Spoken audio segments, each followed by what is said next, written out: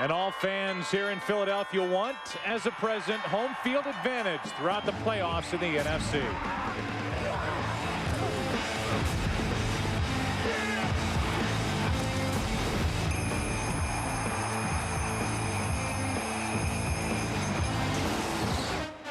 Welcome to Philadelphia. Welcome to Lincoln Financial Field as the Eagles make their way on this field. They are winners of 9 straight. Taking on today the San Francisco 49ers as they're looking for their first road win of the season. Donovan Mcnabb and that group red hot, and we're glad you're with us. It's the NFL on Fox. And now welcome to the broadcast booth, everybody. I'm Joe Buck along with Troy Aikman and Chris Collinsworth, looking all cozy in front of our fire. And Troy, I'll ask you this. If people haven't seen the Philadelphia Eagles, they may be surprised at the way they win games, comparing them to the team that's gotten to the NFC Championship the last 2 years. Well, there's no question, and it's no surprise that this team has gotten to where they're at. What is surprising is the way in which they've done it. This Eagles team has always been built on defense, but not this season. It really has been the offense that has gotten this team where they're at. And of course, anytime you talk about the offense, you've got to talk about Donovan Mcnabb. He told us yesterday that this is the healthiest that he has been all season, so it's not surprising that he's had the year that he's had, particularly here over the last 8 ball games. And of course, if he can continue to play the way that he has, this team can certainly go all the way. Chris Collinsworth, you do not even have to be a defeatist type fan. Right. Not that I would be anyway. Here in Philadelphia. Very positive person, thank you. To look at this San Francisco game and say, wait a minute now, especially with the way the offense has played the last couple of weeks, that the Eagles may have their hands full today. You know, we asked Andy Reid that any chance your team comes into this one overconfident after the way that you played on Monday night so brilliantly down there. And he said, well, you know, maybe until you put on one of the tapes for the San Francisco 49ers and you watch this explosive offense and you watch the way they play defense, blitzing on almost every down. And really for San Francisco, the reason they've been so hot on their side of the football offensively has been to play at Jeff Garcia. No question about it. Jeff has played his best football of the season the last 2 weeks, of course, with Terrell Owens. Always an opportunity for them to come in here and pull off the upset. We remind you to answer your Sprint virtual coach question. You can use one of these. Sprint PCS Vision phone, as Frosty's doing for you right there. Yeah, you know, kids, you can also log on to Fox.com. Get him away from the fire. That's not fair to do to Frosty. Really? You know, I don't really like it in front of the warm fire. But you kids have been so nice to me. Jeff Garcia has had a tremendous 2 games in the month of December. What will the 49ers do here today? They are winless on the road. The last time they went 0-8 on the road, Bill Walsh's first season, 1979. Waiting for it is James Thrash, and we're underway here in Philly. Thrash, a lot of room to run. No flags on the field as Thrash is beyond midfield and knocked out of bounds at the San Francisco 40.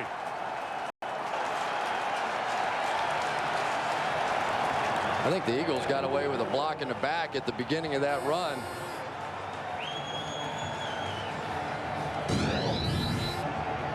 See if we can pick it up right off backside here. I couldn't really see it. Quentin Michael maybe got away with one, but nice big start for Philadelphia. Come on, crank it up, Collinsworth. Let's go, Aikman. This is a big game. Week 16 from the 40-yard line. First down for Philadelphia. They like to throw deep the first play of the game, and it is picked off into the waiting arms of Tony Parrish. He just took a week off last week. That's it. He gets smacked inside Philadelphia territory, but that is interception number 8 for Tony Parrish. He had 1 in 5 straight games until last week. And they open up with a throw, and it ends up in the arms of a 49er. You're going to see blitzes coming from everywhere. That is San Francisco's game plan today. They feel like if they can get some pressure on Mcnabb, he's not as accurate a passer. Really not a very good throw to open this game. Well, he didn't have much of a lane to try to fit the ball up inside on the seam to the wide receiver, and just not a very good decision, especially not a very good throw on the part of Donovan Mcnabb. So now it's a 49er offense, and it's Barlow. 3rd consecutive start, taking the place of the injured Garrison Hurst, a gain of 6. There's no question coming into this game that Andy Reid did not want to allow the 49ers to get any kind of confidence and feel that they had a chance in this ball game. They were hoping that they could come out and move the football and try to get some points on the board early. Not a good start by the Eagles offensively. Our yellow first down line is temporarily not working, so this is a throwback day for all of you. Penalty flags and whistles and bells and everything before. It is a false start. False start. Number 88, offense, 5-yard penalty, remains, second down. The dulcet tones of Tom White, who will be your referee for this afternoon's game. That'll make it second down and 9. We just hope this game ends by midnight then. See, that's not right. What's not right? See, you didn't even give him a chance. It ain't right. Give the man a chance. You don't even know what I was talking about. Yeah, I do. It's terrible. Second down and 9.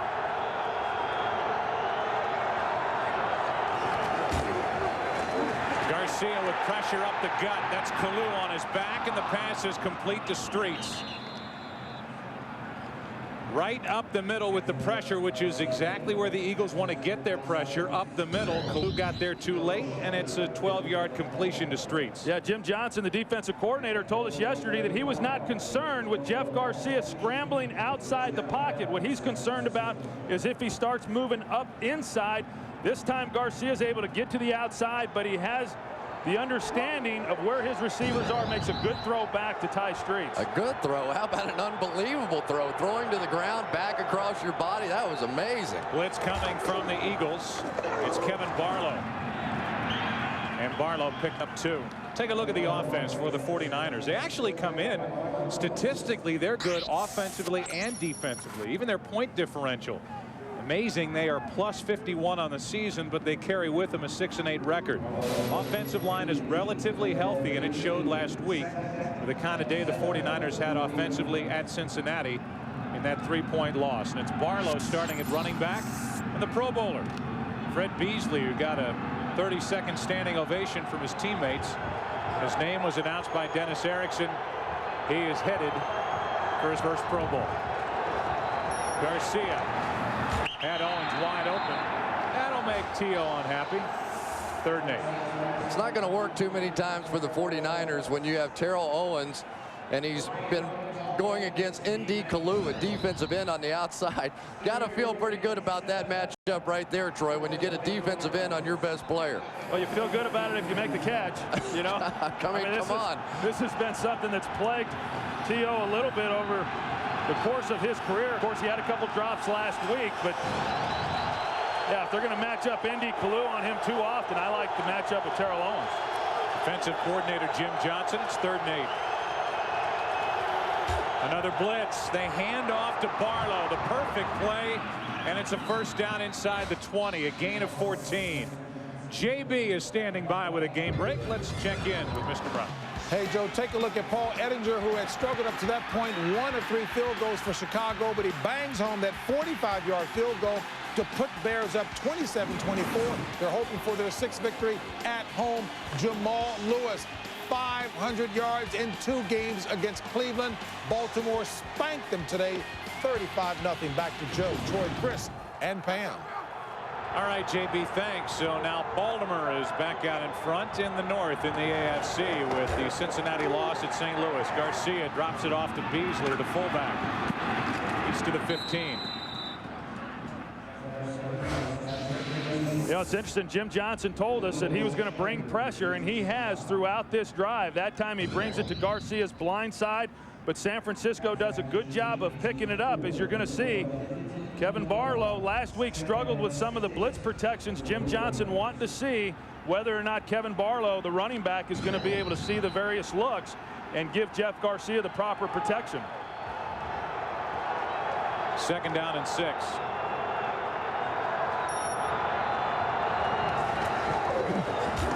Barlow. Question with Barlow is, can he hang on to the football? Yeah, it's a good point, Joe, because he had the 2 fumbles in the red zone last week, but certainly they haven't lost any confidence in him. Giving the football right back to him here. Of course, not a whole lot of choice with Garrison Hurst being out of the lineup, but here's a guy with all the talent in the world, can catch the football, a tremendous runner. The only question about him, can he hang on to the football and can he pass protect? It's been what's kept him off the field as a full-time player. Yeah, it's unfortunate those 2 fumbles last week overshadowed his performance. He had 154 yards, and it was a career high. 3rd down and 4. Philly's done a good job this year of keeping teams out of the end zone. This is incomplete for Wilson. And that'll bring up 4th down, and this has been typical, really, of the Philadelphia defense. They bend in the middle, but they rarely break back down toward their own end zone. Well, that's exactly right, Joe. I mean, teams have been able to move the football against them, especially on the ground, but they've done a great job all season long of not letting people get into the end zone with touchdowns. That, their defensive scoring defense, along with 3rd down defense, has really been the strength for this team. Of course, the defense, Chris, didn't have anything to do with that drop by Cedric Wilson. That's right, and Terrell Owens was really running wide open on the play, and I don't think he's too happy right now over on the bench. Come on, what? There we go. Bad snap. Peterson will take a seat, and the Eagles take over. And that's how you end up 6-8 right there. Well, and that's been their problem really all year long. They've had so many problems in the kicking game that have cost them games. It's probably fitting that here we are in the 15th game of the season, getting a chance to put points on the board against a tough opponent, and they're unable to execute the snap and the hold. I said bad snap. It was really on Bill LaFleur, who is the holder. It was maybe a touch high, but it should have been handled. It wasn't. And Peterson bears the brunt of that mistake. So the Eagles survive the interception by Donovan Mcnabb. Impressive opening possession by the 49er offense, but they come away with no points.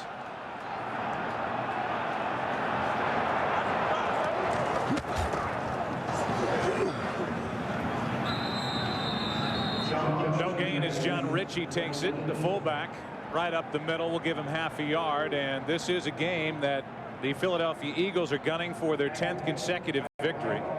They've won 9 straight. If they win 10 straight, it would be a franchise record, and they know now that they have to win to stay out in front of St. Louis in that chase for home field advantage throughout the NFC playoffs. Impressive win by the Rams today at home over Cincinnati, and the 49ers trying to win for the first time on the road.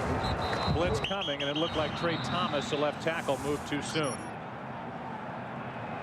One area we really haven't talked about, and I know we just got a new audience that joined us. First, Tom. False start. Number 72, offense, 5-yard penalty, remains 2nd down. Is, while everybody talks about this 3-headed monster or 4-headed monster running the ball for the Eagles, 4 meaning you had Donovan Mcnabb, Correll Buckhalter is inactive for this game as punishment for missing his meetings and being late to the Saturday practice. He is typically the starting running back and not even active. Staley was announced as the starter. 2nd down and 14. Mcnabb going to run. And Smith is there to force him out after a gain of 4.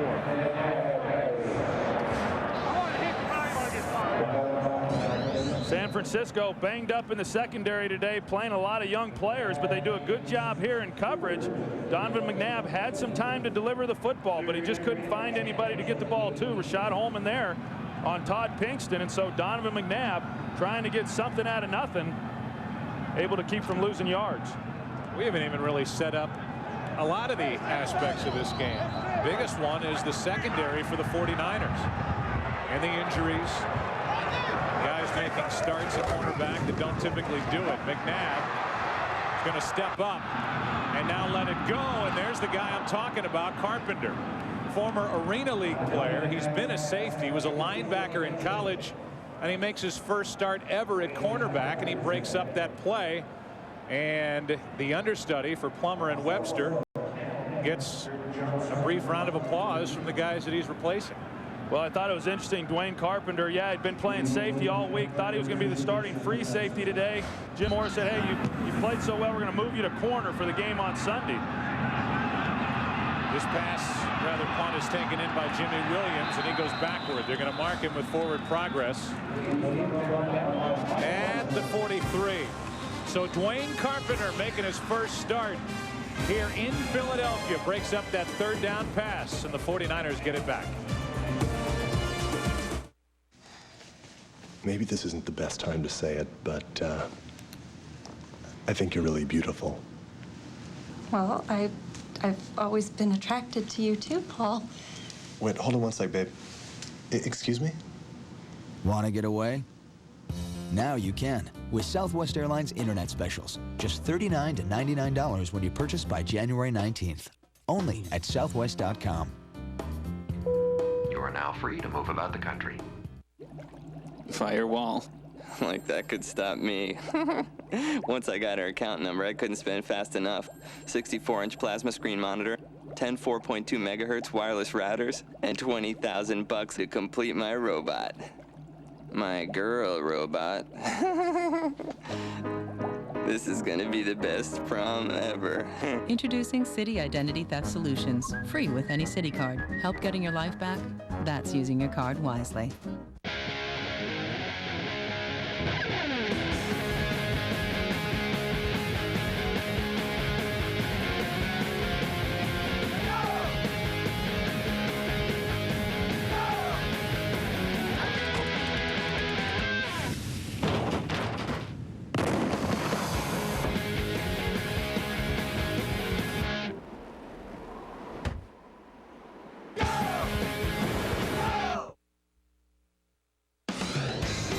NFL Sunday is brought to you by Southwest Airlines. Friendly nonstop service all across the country. Southwest Airlines, a symbol of freedom. Well, it was a, I guess, good and bad start for the 49ers. They get the quick interception by Parrish. They moved the ball right down the field, but they didn't stall at the end. They fell apart. A wide open Terrell Owens was missed. Cedric Wilson could not haul in a pass that would have been good for a first down, and then a botched snap and hold on a 31-yard field goal attempt. Garcia out of the reach of Terrell Owens. And Garcia had pressure. Defensively, Jim Johnson will tell you they are having to overplay Darwin Walker and Corey Simon because of the injuries to Paul Grasmanis and Hollis Thomas. They're not big guys anyway, and because they tend to wear down, they don't protect the smaller middle linebacker Mark Simoneau like the Eagles would like. And so up front, it is going to be a challenge here late in the year for this Eagles defensive line because of injuries. Barlow. Nice cutback by Barlow, and it's got a first down near the Philadelphia 40. JB will jump right in with a game break. JB, Tennessee got the ball back with 1:42 left, trailing by 4 on 4th and 10. McNabb to the converted quarterback from UCLA, Drew Bennett. Tennessee comes from behind to win it, clinching a playoff berth back to Joe Buck, Troy Aikman, Chris Collinsworth, and Pam Oliver. 4th and 10? 4th and 10, and they throw that and make it? Yes. Wow. JB said. Kevin Barlow got it on the toss and picked up 3. Well, you just look at the way these two teams have come out early in this game, and if you just said which one is out of it and which one of them is playing for a playoff spot, you'd pick San Francisco right now as the team that was a little hungrier. I think they got embarrassed last week in Cincinnati, especially defensively, and so far in this game they've come out and haven't even given up a first down to Donovan McNabb and the Eagles. There are 2 coordinators on display here this afternoon. You can make the case for 3. It should be on those long lists of potential head coach candidates. First to second down throw over the middle. It's the tight end. That's Jed Weaver, and he is down inside the 15. Talking about Jim Mora Jr. and Brad Childress. The other would be Jim Johnson, the defensive coordinator for Andy Reid. Right now, the 49ers are doing a great job, whoever the coordinator is, of picking up these blitzes, because if the Philadelphia Eagles cannot get there, and they're not even getting a hand on Jeff Garcia, there are going to be people running wide open down the field all day. And the reason that they're picking it up is they're turning the protection backside. They're turning it to the weak side. That's where Jim Johnson likes to bring the pressure, and the 49ers have an answer for it. That's Robertson. Jamal carries it down inside the 15. They're going to give him ½ a yard. Greg Knapp is the offensive coordinator for the San Francisco 49ers.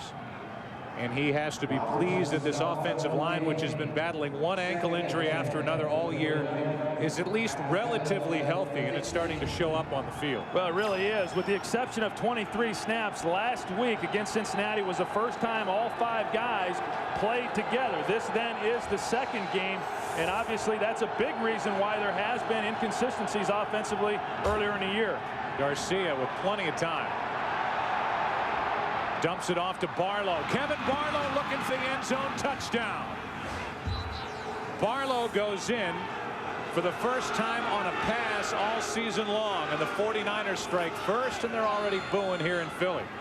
One of the reasons that the San Francisco 49ers thought they had a good shot in this ball game, Troy, was something you hit on just a little bit ago. The fact that they have changed their protections now against the Philadelphia Eagles. They used to come in here against the Jim Johnson coach defense and just get hit from the blind side all the time. They feel like that now they have a little bit of a handle on some of those blitzes and are able to start creating some plays. And right now Garcia out of the pocket is really giving the Eagles some fits. The Philadelphia Eagles are in the playoffs, but they want the NFC road to the Super Bowl to roll right through this new stadium in Philadelphia. They need to win today to stay out in front of St. Louis for that honor. The reaction of Mcnabb, reaction of the Eagles, what will it be? They're down 7. Leon, your reactions following today's devastating loss? Football's a team sport, man. So, I got to put the loss squarely on the shoulders of my supporting cast. Look, man, I've been carrying these guys the whole season, but I can't do it all. I need some help. So your 4 fumbles weren't a factor in your mind? Not if one of those other guys would have jumped on the ball. Again, Leon can't do everything. There's no I in team. Yeah, well, ain't no we either. These people did something smart. They went to the 25th annual Toyotathon, the year's biggest sales event.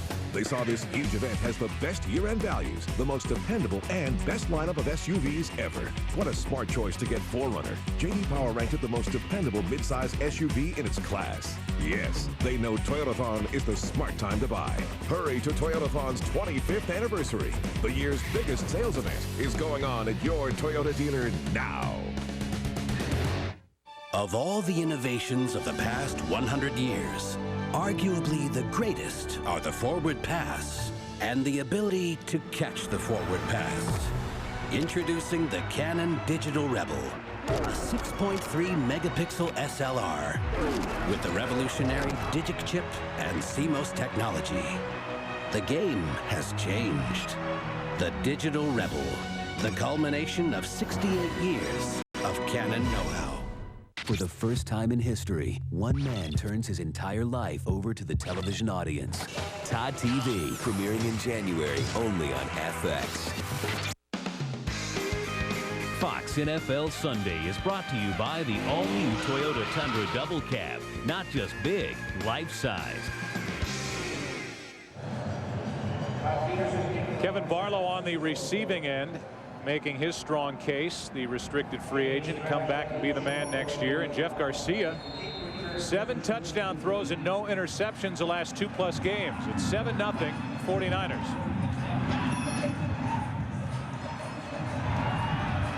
Thrash from a couple yards deep in the end zone. Good return by Thrash out across the 25. They keep talking about happy feet with Garcia.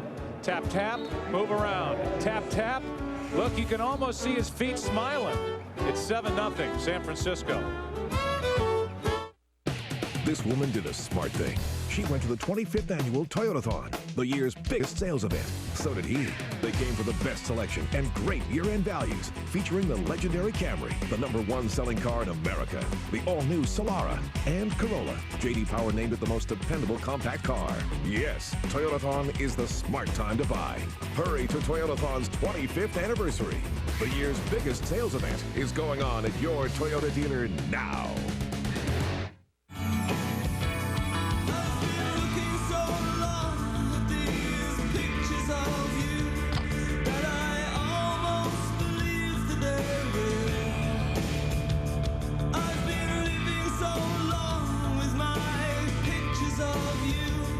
That I almost believe that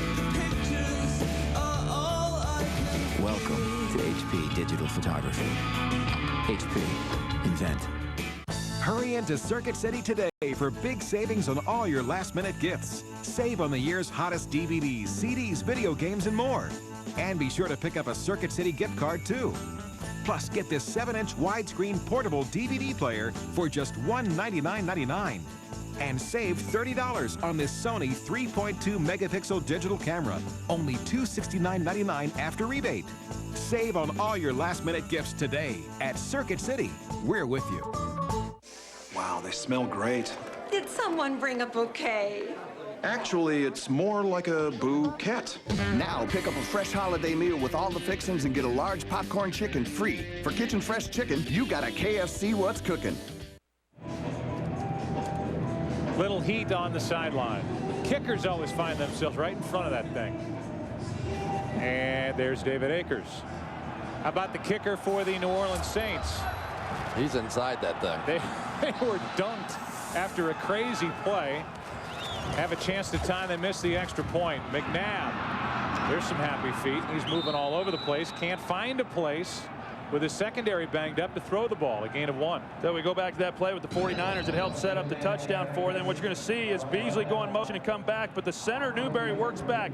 That gives 4 blockers for 4 defenders, and that's why they were able to pick it up and allow Garcia the time to find Weaver down the middle.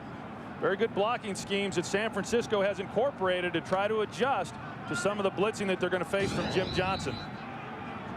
Garcia's made 2 very good throws on the run, which is a specialty of his, and now 2nd down and 9. This is Staley touching the ball for the first time today. He crosses the 30, a gain of 5. James Brown still breathless from his explanation of the playoff picture with a game break. Hey, Joe, tell Troy to take a look at this as Bulger hooks up with Torrey Holt. That kind of a day for the Rams, who clinched a first-round bye, set a new team record with 14 straight home wins. And, of course, Cincinnati. Hey, Chris, I know that hurt you. They're now 1 back in Baltimore. Back to Joe Buck. JB, thanks. Troy and I were sitting here watching that. I know you are a fan, Troy, of Torrey Holt and what he does week in and week out. I think he's the best in the game right now at the wideout position. Him and Marvin Harrison. This is Westbrook out of the backfield. He's got a first down. They love him. The Villanova product is out to the 40. Anytime you come with that weak side blitz right there, there's 2 ways to go about it. You can either take your back and try and pick it up as a blocker, or you just release them. Say the heck with it. You guys come, we're going over the top. But right there, Westbrook has to make somebody miss, and he made Derek Smith miss like he's been doing all season long and picked it up. It was interesting that Dave Wanstead, according to Jimmy Johnson, said he thought this was the most underrated back in the National Football League. And he may be right. Yeah, he's not underrated here in Philadelphia. Not with us, I know that. He is lined up across from Julian Peterson. Mcnabb looks that way and now fires. Penalty flag as Peterson nearly came up with a pick, and there may have been a grab there as Peterson's going to do some push-ups. Might want to get on the ball just before he does the push-ups. On top of that, the penalty may be on him anyway. He's doing push-ups and the ball's sitting right next to him. Well, yeah, that was after he has pass interference on Brian Westbrook. He's getting got a little coverage in, got a little workout in. Maybe he can do a cartwheel, you know, just finish the play. Maybe like a light step aerobics workout, Jane Fonda. There's a left hand right there on the back of Brian Westbrook's jersey. That's what the officials call both of them. And then at least they didn't pull a phone out of his pants. You can see that ball was tipped. There we go. The ball was tipped, and I think that's got to be the central issue to the discussion that's going on down inside the 30. It's not just any push-up. He's doing a one-legged push-up. We have an interception on the play. Fumble recovered by Philadelphia, but prior to the interception, holding. Number 89, defense, 5-yard penalty. It's an automatic first down. It's on 98. Yeah, you got the numbers wrong. On top of that, it didn't really look. I didn't pay much attention. It didn't look like an interception. Not, absolutely was not an interception. Well, wasn't even close with to the pass interference or the holding, it never was an interception anyway. Then, right?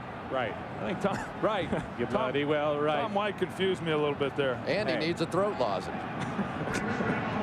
Got something Number like 98. that. So it's on Julian Peterson. No mystery there. They got him for the hold. An automatic first down. The ball's at the 45. It's not the gate holder. Okay. Mcnabb fires, Thrash overthrown. There's Dwayne Carpenter down there with James Thrash. Thrash was behind him, but he was led too far. The offense for the Philadelphia Eagles, they come in 19th in the NFL. Last year they had Pro Bowlers all across that front line on the offense. This year, Zippo. In fact, only 2 for the Eagles as a group. Coming into the day, the top team in the NFC. Only 2 for the New England Patriots. Top team in the AFC. There's Brad Childress, who Andy Reid is hoping will get a serious look as an NFL head coach this offseason. Carpenter's going to get a flag. All over the back of the intended receiver, Thrash, and that will be another first down. Well, I was saying a little bit earlier, Dwayne Carpenter was scheduled to be the starting free safety in the game today. He practiced at safety all week long. Defensive pass interference. Number 35. Defense. That's a first down. He practiced at safety all week long, and then on Friday, because of Ahmed Plummer not being able to play, Jim Mora Jr., the defensive coordinator, went up to Carpenter and said, hey, look, I think you've really done a great job at safety all week long, and we're going to reward you by moving you to corner, of which he's only played 5 snaps in his career at that position. And so the coaches are really excited about watching this young man play, but they also know there's going to be some mistakes, as there was there.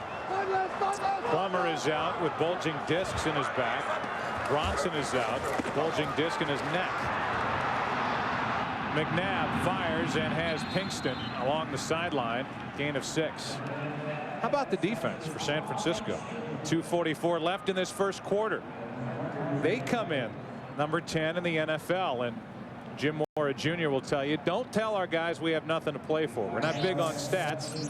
And then he reeled off 22 stats where the 49ers look good on the sheet, and that includes overall defense. I think that's called a resume. Right. He wants a chance to be a head coach, and why not? Young, exciting defensive coordinator for San Francisco. He held that position under Mariucci. 2nd and 5. Handoff is to Westbrook. And there's Westbrook diving forward after an initial hit by Derek Smith, who's had a rough series here. Westbrook carried a tackler for a first down. Real nice cutback that time by Westbrook. Jeff Ulbrich came shooting through the hole, and it looked like it was going to be one of those major collisions in the backfield. I'm not exactly sure how Westbrook saw it, then just cut right behind it and picked up the first down. Ulbrich had to think he was going to have a big hit on that one. First down for Philadelphia, trying to answer, down 7-0. They're watching in St. Louis, you can bet. Out of the backfield, that's Staley. Stumbling all the way, and a gain of 2. You know, that's one of the screen plays that the Eagles like to run. They'll throw the swing route, but then the center, Hank Fraley, he's the guy. Watch him right here, the center. He's going to come out to his left, and he's going to be the lead guy trying to lead the way for Deuce Staley, and that's asking a lot for a center to come out and block somebody in space. He does a pretty good job, though. It wasn't his man that made the play, but they call that the Wally screen, and that's one of the things that the Eagles really like. They scored last week with it with Buckhalter against Miami. 2nd down and 8. Staley again, not much. 3rd and long coming up. No gain on that carry.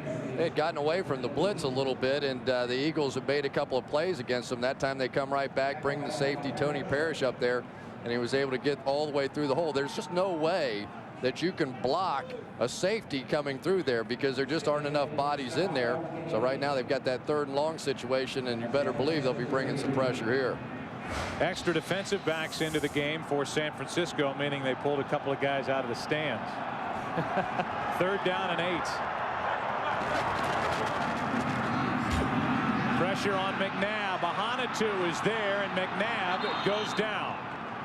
Back at the 48-yard line, and the pressure by Ahanotu, a loss of 10, and that'll bring up 4th down and a punt coming up from Philadelphia. That was surprising because they didn't blitz. They just brought 4 and were able to get there. One of the hardest things about playing against Mcnabb, he's so big, it's just hard to get him on the ground. We saw last week against the Miami Dolphins, just trying to get your arms around the guy is pretty tough. The end of the quarter before the punt. Quarter. Troy, you got anything? Nope. All right. Take a break. We'll come back. Second quarter coming up. Dirk Johnson doesn't care. I think right now he'd rather punt the other direction. 7-0 49ers are about to get it back. The NFL on Fox will continue right after this. Fox tonight. When it comes to the perfect gift, go with your gut. You always go with your gut. Why don't you listen to your brain? I will. The Simpsons. Then, nothing makes the holidays brighter than your first movie role. Denzel falls out, Bernie falls in. Denzel Washington? Denzel Shapiro from the Deli. Bernie Mac. And if you can't buy the perfect gift, That was our last one. steal it. Malcolm in the Middle, followed by an all-new Arrested Development. It all starts at 8/7 Central tonight on Fox. You're watching the NFL on Fox. Tents, backpack, sleeping bag. I think that's everything. Yeah. What are you doing? Can't wait for yours? During the Jeep year-end sales drive, get 0% financing or cash allowances and our 770 powertrain limited warranty on Jeep Grand Cherokee, plus a Columbia sportswear jacket with special Columbia edition vehicles. Hurry to your Jeep dealer and see how good the best values in America can be.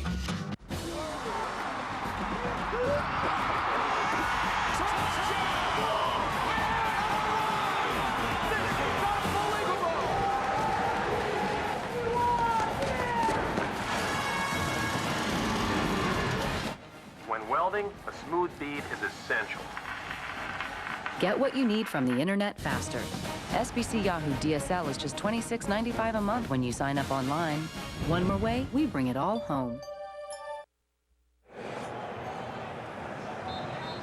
Oh, you talk about an exercise in futility.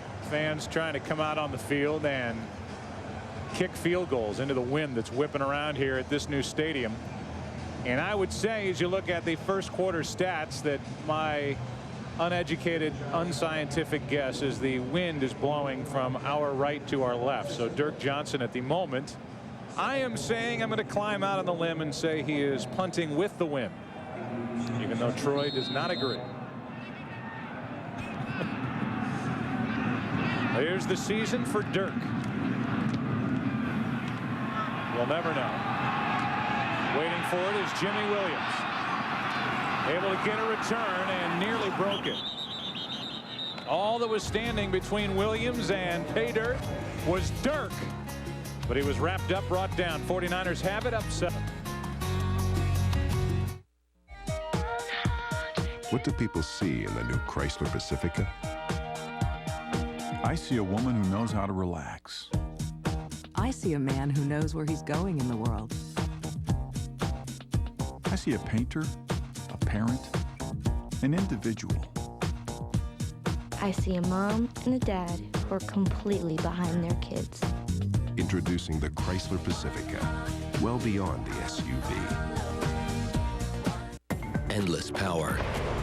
You'll find it in Sasha Cohen and in her Citizen Echo Drive. Fueled by light, it never needs a battery. It's unstoppable. Just like the people who wear it. Citizen Echo Drive. Unstoppable. This Christmas is a whole new reason to wake up excited. Get ready. There are mermaids. Indians. Pirates. For the adventure of a lifetime. Peter Pan. Rated PG. Starts Christmas Day. I was 90 seconds into a 12,000-foot night jump. You know, go time. I pulled the ripcord. Nothing happened. I pulled the backup cord. Nothing. So I thought to myself, what would Jared do?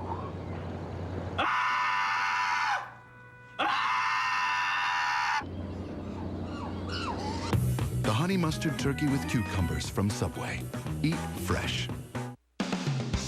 Fox NFL Sunday is brought to you by Chrysler Pacifica, well beyond the SUV.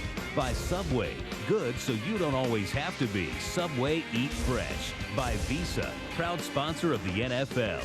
And by Wachovia, together we can achieve uncommon things. The seeds still may be up in the air, but the playoff picture got a whole lot clearer today. The Dallas Cowboys are in their first playoff berth since '99. The Titans clinched a spot. New Orleans and Tampa Bay eliminated. New Orleans losing today despite a great flourish at the end with a crazy play, but a missed extra point, which would have tied it as Garcia loses the ball, and it is recovered by Philadelphia. Emmons, with two bad hands, able to fall on top of it. Simon knocked it away, and Emmons fell on top. A big recovery for Philadelphia. Yeah, Corey Simon, he's the one who gets the pressure on Jeff Garcia and is able to knock the ball loose. You're going to see him right here. He's the one who comes around and gets it with his left hand, and then Carlos Emmons in position to get the recovery.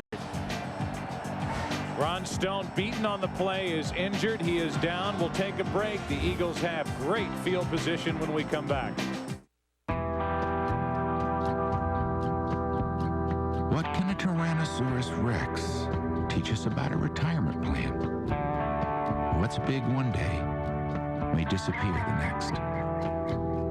At Wachovia Securities, we learn from the world around us and provide financial advice for those who need to rebuild.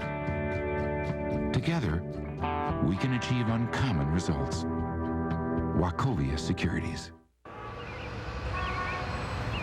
Explain the bottle again. Well, I fill it with authentic Guinness draft. Brilliant! Then we walk outside. Yes. Bring it to a party. Yes. And then we drink it. Drink beer at a party? Brilliant! What else are you working on? Remember how I used to open the bottle? Yes. Well, I've devised a gadget that does it for you. Brilliant! Brilliant! Guinness draft, straight from the bottle. Enjoy it everywhere. Brilliant! When love is all we need, all we need is Don't you find that ironical? When love is all we need, oh yeah. Oh, PT Cruiser, Total Quality Award winner 3 years running. Fox Tuesday, whip up the eggnog. Bring out the treats. Bacon smells so good. They probably killed it this morning. Because Paris Hilton and Nicole Richie are ringing in the holidays on The Simple Life. Does it bother you if I work while y'all rest? No. A special episode of The Simple Life at 8:30, 7:30 Central, Fox Tuesday. 5 fumbles lost the last 3 games. Garcia lost one last week. Was returned for a touchdown, and this one's returned to the 20, or at least fallen on by Carlos Emmons at the 20. And they look at Ron Stone, who could not hold up. Simon was playing him, got by him, and knocked it out of the hand of Garcia. Down 7, starting with it at the 20. This is Thrash. First down inside the 10, out of bounds at the 7. Let's go back to the fumble by Garcia. Ron Stone, who's been battling a bad hamstring, his leg's just going to give away on him as he's trying to block Corey Simon, and just literally couldn't hold up anymore, and Simon able to get the turnover. Yeah, Ron Stone's been banged. He's been banged up with injuries all season long. Was able to come back finally last week and play, but he was playing without that hamstring being completely healed, and he obviously had another setback here on that play. First down and goal for Philadelphia. Crowd wants it in the hands of Staley. They get their wish, and so do the Eagles. Touchdown.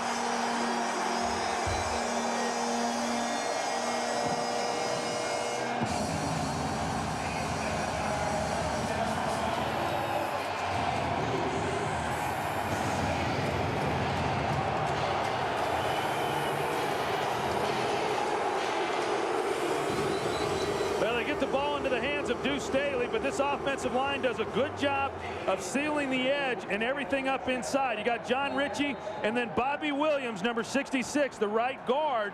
He comes around on the pull, and he's able to get just enough that allows Deuce Staley to get into the end zone. Akers ties it. 14th straight game with a rushing touchdown for this Philadelphia Eagles offense. The reaction from Deuce Staley.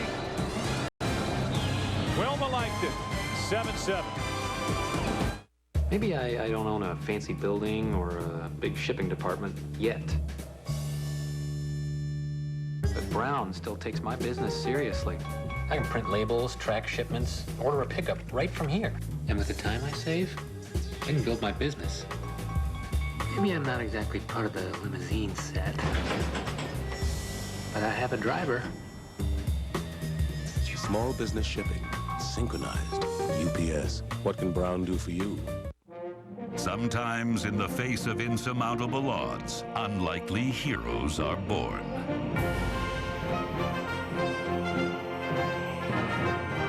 As precious seconds ticked away, you took an impossible amount of data and turned it into something impossibly good.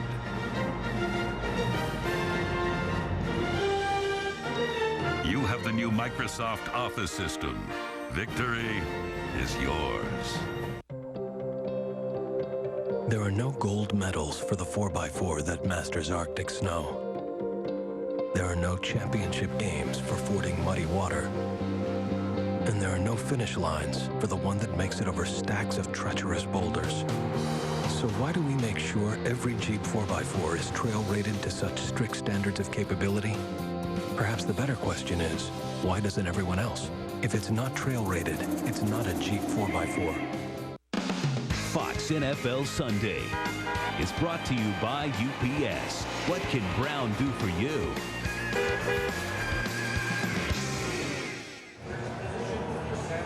'21st rushing touchdown of the season for this Philadelphia offense. It's the most since 1965. Last time they had as many as 22 was 1953. That's how they've been doing it on the ground. And the Eagles handed to Staley, and he took care of the rest after the fumble recovery by Emmons. Cedric Wilson to the 30. So now the San Francisco offense back to work. We're tied at 7 here in Philly.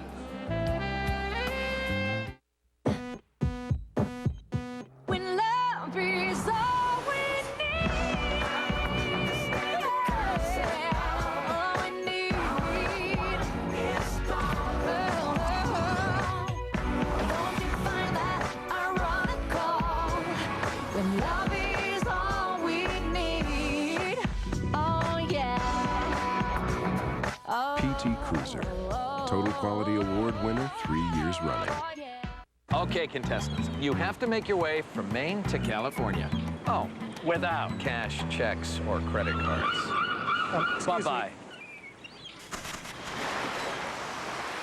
The Visa check card is accepted at millions of places across the country, which is why millions of people rely on it. Let me borrow your bike. No. Let me the bike. No. The Visa check card to get you in, out, and on your way. Well, these three made it, but where's our other contestant? Visa, it's everywhere you want to be. Endless power. You'll find it in Carlos Contreras and in his Citizen Echo Drive. Fueled by light, it never needs a battery. It's unstoppable. Just like the people who wear it. Citizen Echo Drive. Unstoppable. Is our next American Idol among us today? The stage is set.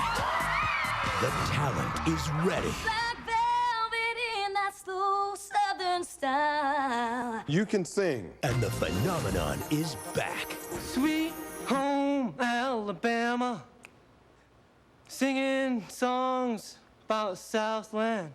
With a vengeance. Gosling, you are the equivalent of a musical sleeping tablet. American Idol, an all-new season begins Fox January. 7-7 game after the touchdown by Staley and the 49er offense. with the ball at their own 31. Just underway in the second quarter.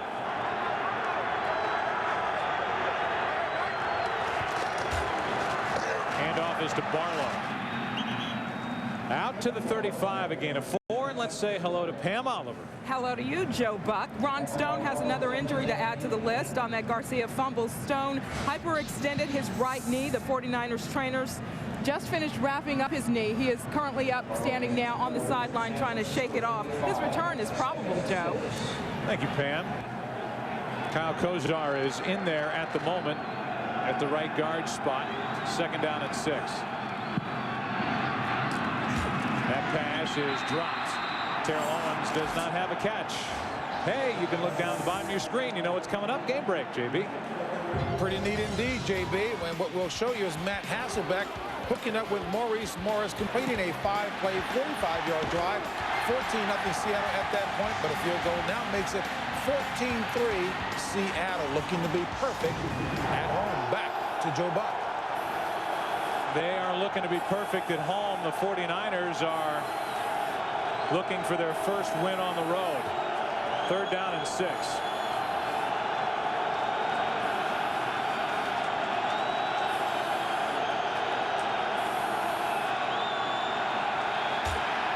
Garcia drops it off. Barlow looking for the first down, and he trips forward, picks it up. Fresh set of downs for San Francisco. Well, it's a nice job by Jeff Garcia of moving around and stepping up within the pocket and finding Kevin Barlow and getting the ball into the hands. But it's really even a better job by Kevin Barlow understanding where he's got to get to in order to pick up the first down. He catches the ball and he turns. He knows exactly where the first down markers are, and he's able to pick it up. It's interesting what they're doing with Terrell Owens right now, too. They're trying to take away all his inside cutting routes. They don't want him crossing the field, and they've done a good job of it so far. Handoff is to Barlow. He's out to the 46. Let me ask you guys this. In your opinion, is Owens the kind of guy that if he doesn't get in the action early is going to become disinterested in a ball game? Yeah, I think that's probably fair. Oh, look at that for a loaded question. Lord. Well, except last week he dropped 2 balls early and looked like he was going to be out of a game, sort of like he's started this one with not a whole lot of action. He came back over 100 yards in that game. So, I mean, he's the guy, especially with Troy Vincent being out of the game. He's working against Bobby Taylor. This is a matchup they have to win if they're going to win this. Then just say no next time. Second down and 7. Garcia's flushed, and Wayne got his hands on the fullback Beasley. Incomplete. Third down coming up. You know, I think what is interesting, though, in talking with Jeff Garcia yesterday, he said that Terrell Owens, both Terrell Owens and Ty Streets only practice 1 day a week. And so it's been very difficult for Jeff Garcia to maintain some confidence and some chemistry with those 2 guys. So he said he actually has more confidence in Cedric Wilson and Brandon Lloyd as far as turning the ball loose. No question that in order to get the timing down and have confidence, you've got to be able to develop that and work on that throughout the weeks, and they've not been able to do that. Third down and 7.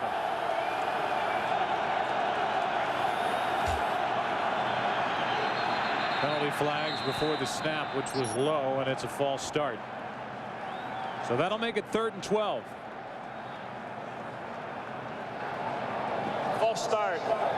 Number 63, offense, 5-yard penalty, remains 3rd down. They got the smallest left tackle in the NFL, but a very good one in Derek Deese, only 289 pounds. And there's a Pro Bowler there in Troy Vincent, and he's got a hip flexor injury, which could serve as a problem for him throughout the remainder of this season and then into the playoffs, but obviously one of the real cornerstones for this defensive team. 3rd down and 12. Blitz coming from the Eagles. Garcia dumps it off, incomplete, and they're going to throw a flag at the end of the play. Intentional grounding. Time for the 49ers to punt. You know, Troy, you talked about Troy Vincent being out of the game, but one thing the Eagles have done is develop some cornerbacks because of some earlier injuries. Lito Shepherd, watch him get physical with Terrell Owens. Going to take him off his route and then trail underneath him. One thing that Terrell Owens does not do very well, I don't think, is when somebody gets on his tail in that trail technique. He doesn't have a lot of shake and bake, doesn't have a lot of moves, but Sheldon Brown and Lito Shepherd and Michael Lewis and some of those guys that they drafted a season ago because of injuries have really developed into good players. Intentional grounding. It's a 10-yard penalty from the previous spot. Let's loss of down.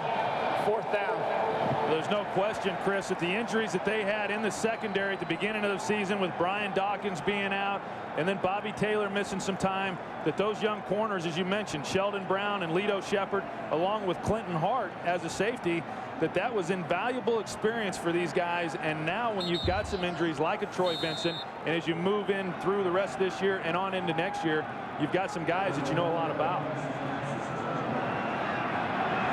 Bill LaFleur. Good punt. A lot of hang time, and as Westbrook took it on the move. Forced out by Smith after return of 8. So good field position at their own 42 for the Eagles. They were down 7 early. There's a penalty flag in the mix-up on the far side of the field, sitting at the 45-yard line, so we will hold a minute. It looks like it's a hold against Philadelphia, so forget the great field position for the Eagles. Well, you can't look at Brian Westbrook, though, or I can, on a punt return without thinking of what he did in that Giants game earlier this season. Number 58 during the return. 10-yard penalty. It'll be a 1st down. Timeout. Ike Reese, been battling the flu bug, was questionable for this game. Guilty of a hold, and that'll move the ball back to the 32. The Eagles have it. We're tied. I went to pick up her uncle. She said he was short, white hat. Short? Come on, Uncle Pillsbury Doughboy? I never met him. I should have sent you a picture, but this camera phone thing's just too complicated. Here, Sprint made Picture Mail right. It's easy to take and send pictures anywhere in their complete wireless network because they built it from the ground up. Thanks. May I? Everyone else does. Now get 2 PCS Vision picture phones for $149.98. PCS from Sprint. Introducing Remington's new Titanium Smart System, the only shaver that combines the sharpness of titanium-coated blades with the technology to automatically clean itself. It could just make all other shavers obsolete. Mount up, we got the call. SWAT on DVD.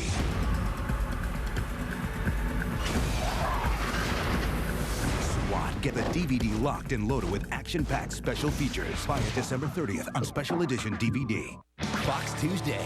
It wouldn't be Christmas without a wise man. Gonna be a father soon. I gotta start acting more mature. All right, Orange! A special That 70s show. Then Paris Hilton and Nicole Richie are ringing in the holidays. Bacon sauce is so good. They probably killed it this morning. On The Simple Life. Plus, Clay Aiken, Kelly Clarkson, Ruben Studdard, and more in a holiday musical event, An American Idol Christmas. It all starts at 8/7 Central, Fox Tuesday. Chris, you talked about that punt return by Westbrook, which won the game for the Eagles at the Meadowlands, and you see what's happened since then. Yeah, and if there was ever a single play that seemed to turn around an entire season, because Troy, you'll remember that offense in that game did absolutely nothing. I didn't think there was a chance in the world of Philadelphia taking it offensively and going down the field against the Giants, but the punt return won it, and they haven't lost since. Starting from their own 32, that's Westbrook. Carpenter grabs a hold of him, but not before a gain of 13.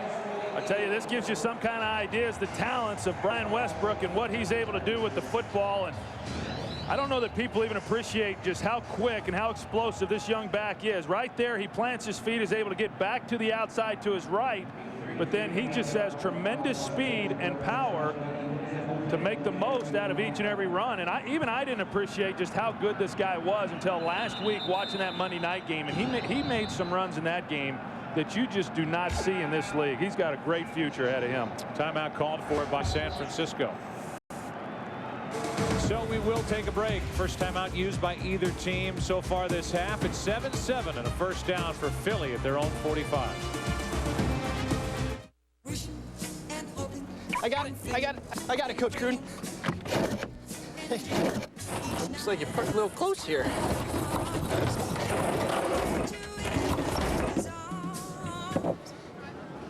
You think I could get some tickets to the game? What do you think? If you really want tickets to the game, just use your Visa. It's the card you know they'll take everywhere you want to be. Here we go. Visa, proud sponsor of the NFL.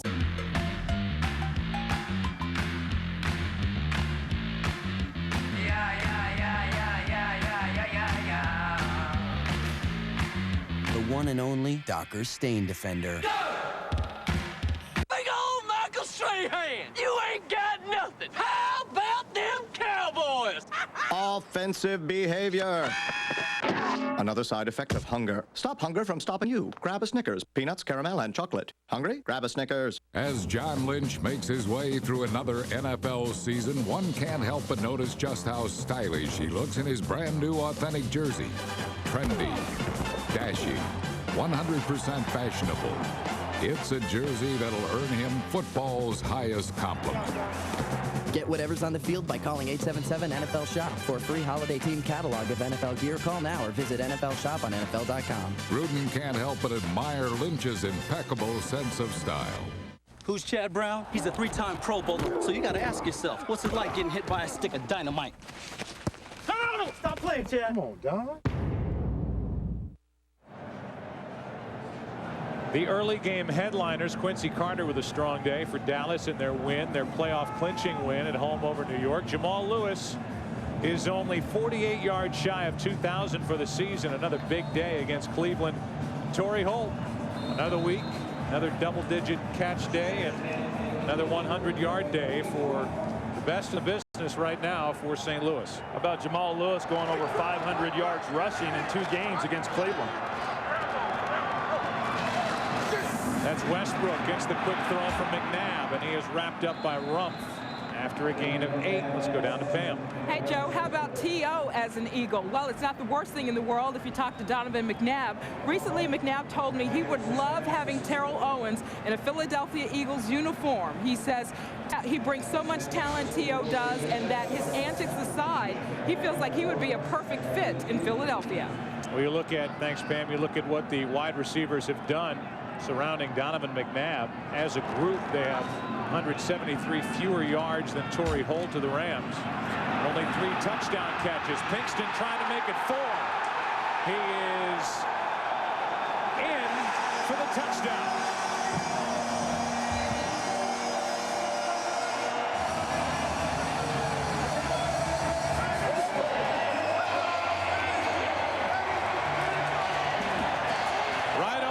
The 4th touchdown throw to a wide receiver for Kingston, his 2nd of the year. Andy Reid said coming into this game they wanted to use some double moves against these young DBs for the 49ers. Todd Kingston acts like he's going on the slant. He then takes off on the go route.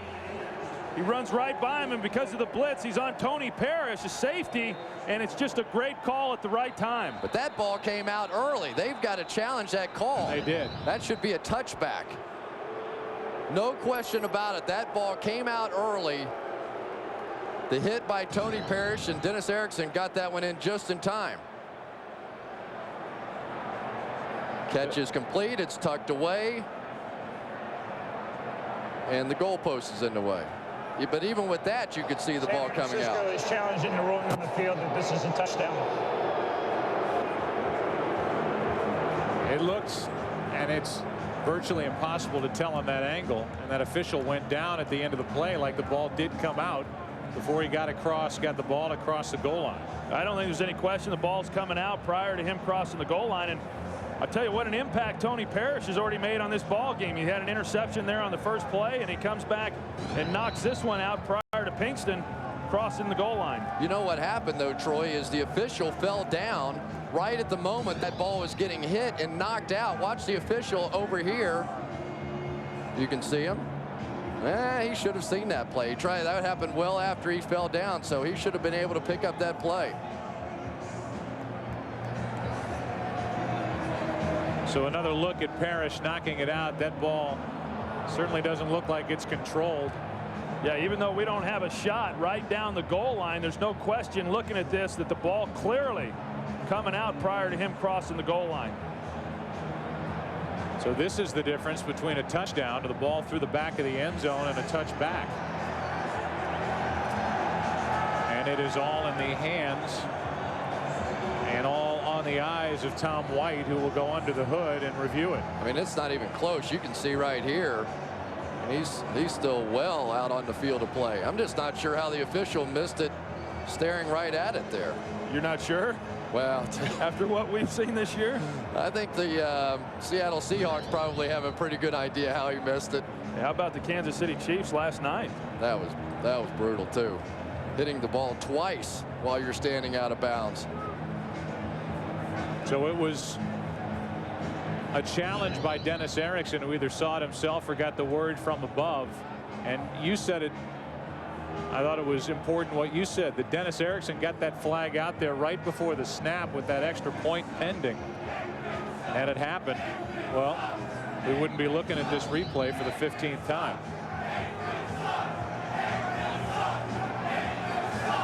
More love for Troy Aikman here in Philadelphia. So it's a San Francisco challenge, and it's up to Tom White.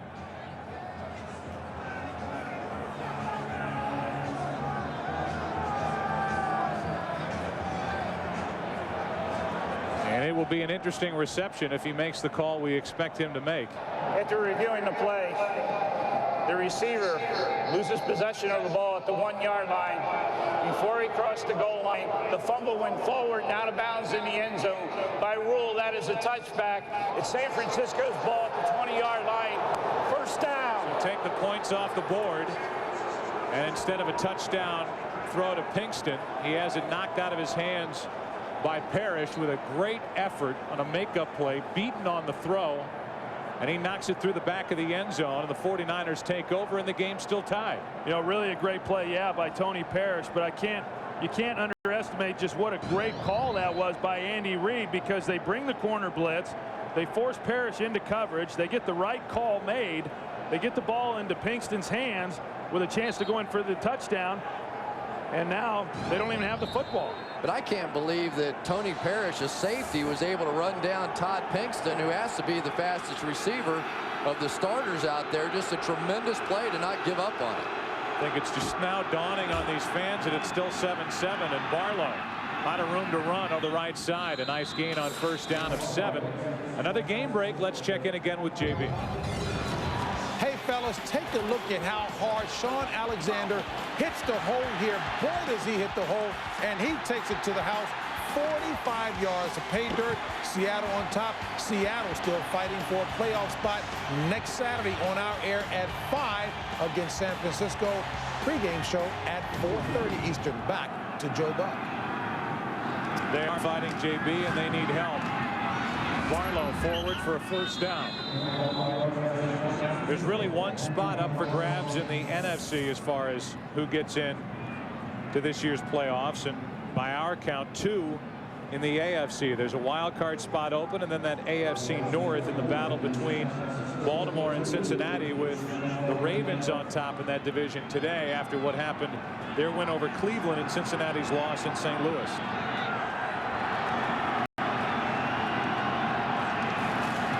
From their own 31 on first down, Garcia looking for Owens. Can't make the catch. Owens still doesn't have a catch. It'll be second down and 10.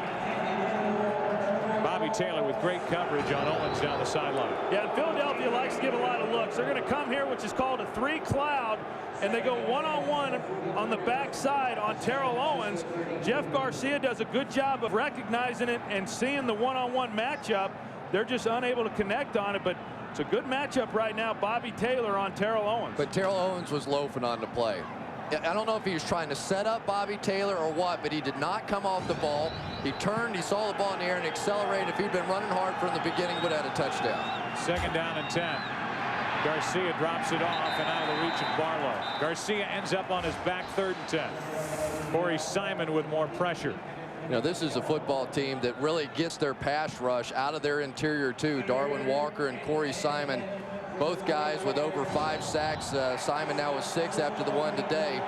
and they don't get a lot of pressure from the guys on the outside because of some injuries to Derek Burgess and the injury earlier to Jerome McDougal. So those two guys up front, not only great run stuffers, but they have to be the pass rushers as well. And that's one of the reasons why their production level has dropped because of the injuries. They're not getting the substitutions and the rest that Jim Johnson normally would like to give those guys. Blitz coming from the Eagles. Garcia looking to set up a screen. Barlow, the intended receiver. And it was pressure by N.D. Kalu that foiled that screen pass. It's time for the 49ers to punt. You know, and I've never felt that the Eagles were a good team to try to run screens against. They do such a good job of recognizing when an offense is trying to run the screen play. They usually get pressure up inside with their defensive front. Their linebackers see the screen very, very well. And San Francisco's tried a couple times now to no success. A shank. This may be one of the ugliest punts in the history of the league. I'm not even sure he punted it for a first down. It was 4th and 10, and I'm not sure. He's not even close. He didn't. He was short of the first down for the punt. They're going to mark the ball at the 40. That was an 8-yard punt. How about his day so far? Fumbled a snap, shanked a punt. Happy New Year. Saturday, it's a Fox NFL special beginning with America's favorite pregame show. As JB, Terry, Howie, and Jimmy get you ready for kickoff. Then you've got the Seahawks trying to keep their playoff hopes alive. They take on these 49ers. Matchup in the NFC West. Coverage begins Saturday at 4:30 Eastern, 1:30 Pacific here on Fox. Dallas is in Green Bay with their destiny in their own hands as Deuce Staley breaks free and has a first down at the San Francisco 21, a gain of 19. This San Francisco defense a week ago was torn up by the running game by the Cincinnati Bengals, and it is looking much the same dealing with the Eagles. And right now you have a San Francisco defense that is much smaller across the front line than this Philadelphia Eagles offense. And talking with some of the offensive linemen down on the field before the game, their feeling was they could just maul San Francisco, and so far they're doing a pretty good job of it. On first down, Mcnabb looking to put it up. Does. The end zone thrash. They're going to throw a flag on Carpenter. Never played the ball, and it hit Carpenter in the back. Like he impeded Thrash's ability to get to the pass, and they threw the flag. Well, the official will never get an easier call to make for pass interference. Dwayne Carpenter here on James Thrash, and you're right, Joe, he never turns around, never looks for the ball, and just runs right into James Thrash prior to the ball arriving. You know, we talked about his inexperience playing, also his inexperience at the cornerback position, and it has shown up already here in this first half. And one of the problems, if you want to blitz, you want to bring pressure, you've got to put your corners out there in one-on-one situations, and there's just no way that Carpenter is going to hold up. He just doesn't have the experience. So it's first and goal from the 1. Staley, easy touchdown. So they had one taken away on that play by Parrish, knocking it out of the hands of Kingston. But the Eagles get it back and march right down, and this time officially take the lead. Well, they get the big run by Deuce Staley on the first play. They come back with the play action and get the pass interference, come back again with Deuce Staley off tackle. This offensive line doing a good job of getting movement. Deuce Staley not even touched until he crosses the goal line.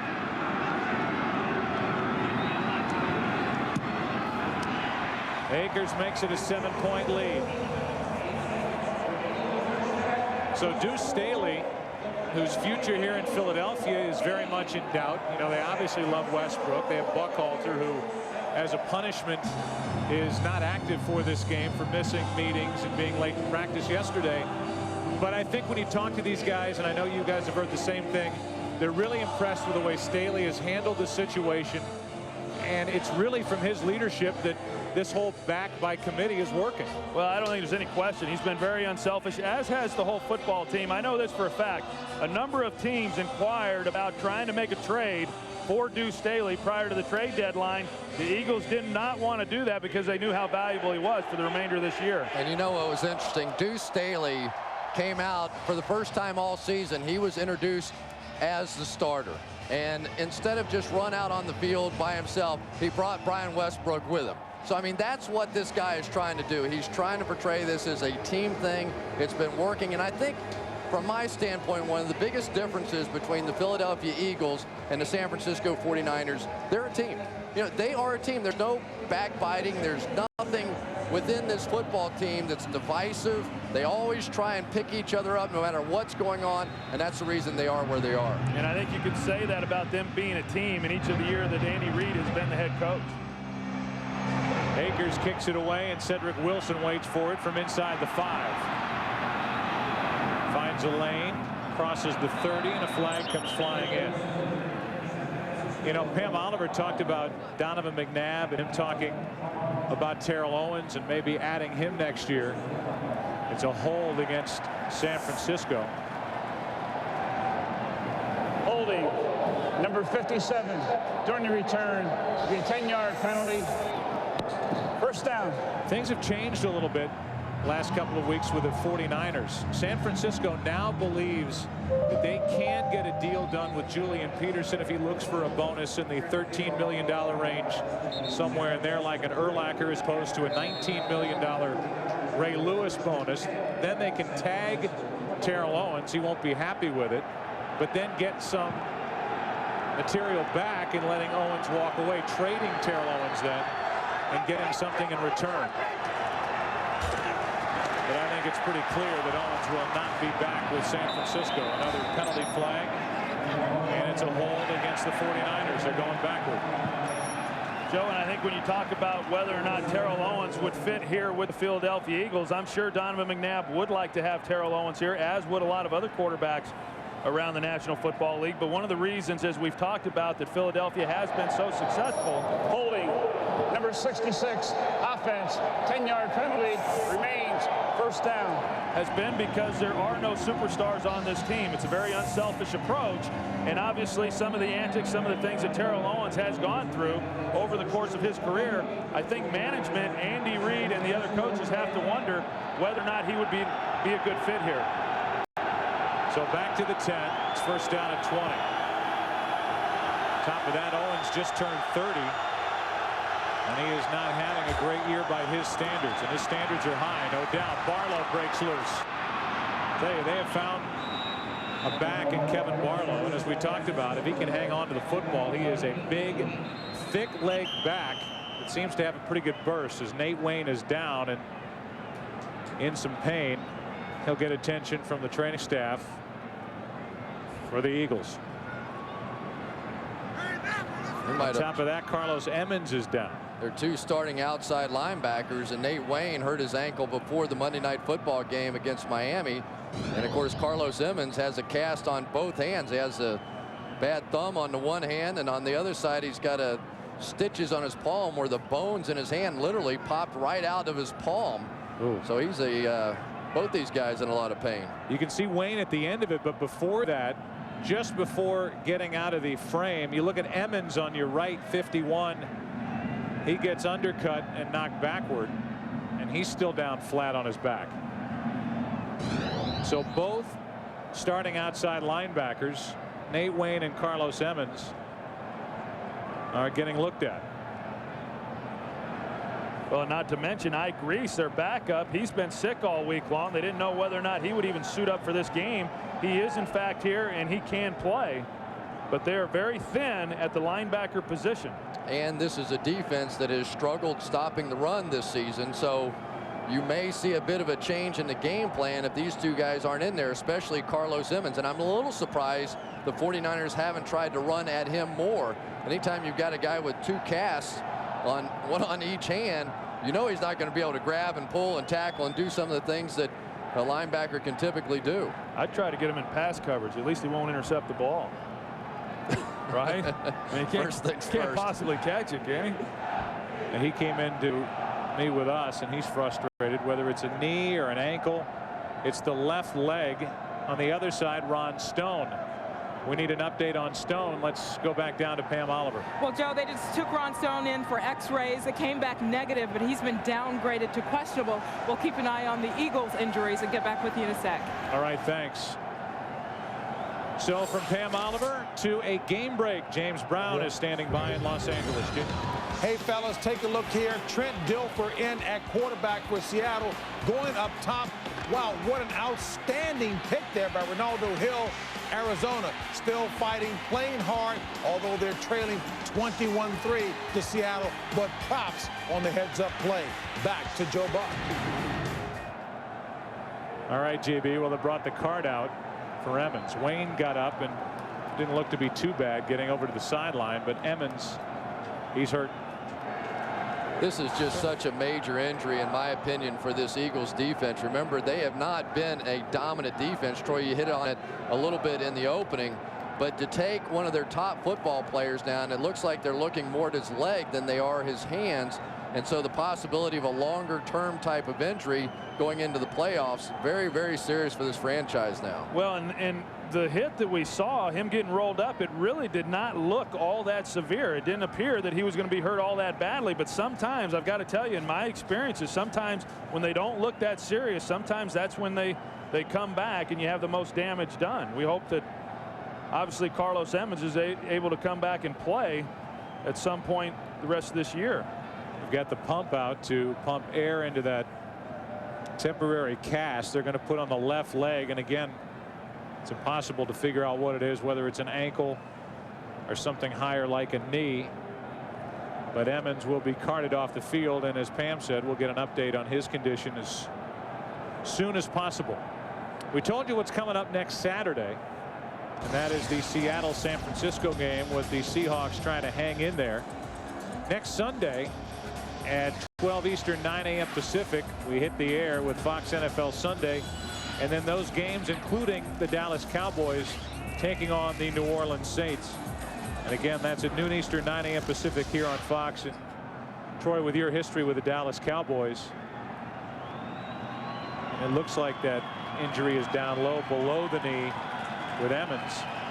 The job that Bill Parcells has done to get them back into the playoffs, first time in the last 4 years, to do it with that group. And there haven't been a ton of changes from the team that finished 5-11 a year ago. It is remarkable the job he has done in Dallas. Remarkable to say the least, Joe. Having some idea as to what exactly Bill Parcells was faced with when he went and accepted that job and getting them turned around. I'm as surprised as anybody that he's been able to do it in such a short period of time. And you're right, he's done it without really the addition of a whole lot of players. But congratulations to them. I know it's been a long time since they've made postseason play, and they're excited about the chance. Well, another layer removed now from this Eagles defense, apparently. You think of all the injuries to good players on this team. Derek Burgess lost for the season. Hollis Thomas, Paul Grassmanis. They just don't have the depth to be able to rotate in and do some of the things they're going to have. That is a major, major blow for Philadelphia's defense. On top of that, the hip flexor injury on the part of Troy Vincent is nothing that they are taking too lightly. We're talking about certainly being out next week and then wondering his availability for the playoffs. What a play. And that is fresh into the game. Keith Adams, who took over for Nate Wayne. Yeah, and Joe, the way he comes in, he gets in right after Nate Wayne coming out of the game, and he hits this hole like an absolute rocket. He reads it all the way. You're going to see him coming into your screen here. And there he is, and he just beats the lineman and is able to make the play. The one thing that Keith Adams does on special teams, the wedge buster. You could see it. He was busting the wedge. That's all he did. 3rd down and 4. Nate Wayne is back in the lineup for Philadelphia.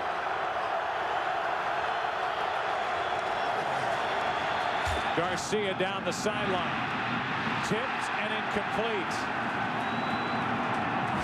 Lito Shepherd was standing there looking at an interception, but it was knocked away. And Garcia has thrown 6 consecutive incompletions. I thought the biggest difference in this defense, watching them last week against the Miami Dolphins, was the play of Brian Dawkins. If Brian Dawkins is right, he is everything to this defense. He has the ability to play one-on-one against wide receivers. He's their best blitzer. He's the one that coordinates this defense. Brian Dawkins is the superstar on this team. Much better punt this time from LaFleur, and a fair catch called for by Westbrook. 38-yard punt into the wind, and the Eagles with the lead will take over at their own 36. A report on Carlos Emmons. Here's Pam Oliver. All right, Joe, you saw that he was carted into the locker room. They're worried right now about his left ankle. He has some type of injury to it. They have taken him into the locker room for x-rays. His return is obviously extremely doubtful. We'll get an update on Nate Wayne and get back to you. All right, he got back in on the next play, so whatever it was wasn't too serious. Dawkins the one to knock down that third down pass from Garcia. And the Eagles have it leading by 7. Staley. A gain of only 1. Derek Smith, the linebacker, was there with Travis Kershke. You talk about the job that this offensive line has done for the Philadelphia Eagles, and they've had a number of injuries over the course of this season, but they've been able to put in some backup players, and the guy who's really been responsible for making all that happen has been their offensive line coach, Juan Castillo, who does a great job preparing the 6th and 7th offensive linemen to come in those situations. Of course, Artis Hicks served that role last week against Miami. Mcnabb is in trouble and brought down. That's Young with a sack back near the 20. They're going to mark him at the 23. Bryant Young, who has only 6 sacks in his last 45 games coming in, wraps up Mcnabb for a 14-yard loss. And Julian Peterson's really the guy that makes this play. Not only did he get the jam on the crossing route, he was able to pick John Ritchie up in the flat. And that's the reason they feel like that Julian Peterson is probably the best player on this team, and the reason that he is their top priority in free agency and not Terrell Owens. Well, Donovan McNabb right there, he has got to unload that football. He had time to throw it away and not take the sack. Not a very good decision on his part. 3rd down and 22, and the Eagles run it. Westbrook just buys a little real estate. That's it, a gain of 10, and it's time for a Philadelphia punt. You know, you talked about the guys filling in and the work that's been done by these Eagles assistant coaches, whether it's Castillo, Childress, Shermer, the quarterback's coach, whatever it is. It even goes above that with Tom Heckert, who is the vice president player personnel, and the job he does scanning the waiver wires. Jimmy Williams backing up as he hauls in the punt from Johnson, and he went nowhere. Well covered by the Eagles.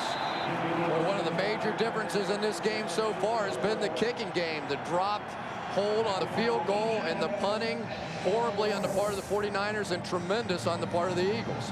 Johnson just let go of a 54-yarder and only a 5-yard return, but Garcia and company back to work, down by 7. Yeah, you mentioned some of those assistant coaches, Joe, and the job that they've done. There's no question with the success that the Eagles have had, not only this year, but in the previous years as well. There's going to be a number of these guys that are going to move up. Some will move up and become coordinators. Some of the coordinators will move up and become head coaches. And right now, Brad Childress is one, as we mentioned a little bit earlier, who's probably going to be getting a lot of opportunities to interview with some of these jobs that will be opening up. Play action. Garcia, another incompletion. The throw was behind his intended receiver, Lloyd. Right now, the Philadelphia Eagles secondary, even without Troy Vincent, they're just eating the 49ers alive on both sides of the field. Lito Shepherd doing a great job in bump and run man-to-man coverage. They've got T.O. on the other side completely blanketed. And T.O., Joe, you may have hit on the best point of the day so far when you talked about would he get pale white and started to sweat. Well, I mean, it was 5 minutes into the game, but so far he does look frustrated out there. No catches today for Owens. 2nd down and 10. On the ground, it's Barlow, nowhere to go. It's just a major difference in there without Ron Stone in the lineup. He and Jeremy Newberry are the main focal point when the 49ers want to run the football. When that guy is not in there, they are not a tremendous running team. What do you think, just looking at that picture? Is he coming back? He looks awfully comfortable over there on that heated bench. I think he needs a drink with an umbrella in it. 3rd down and 10.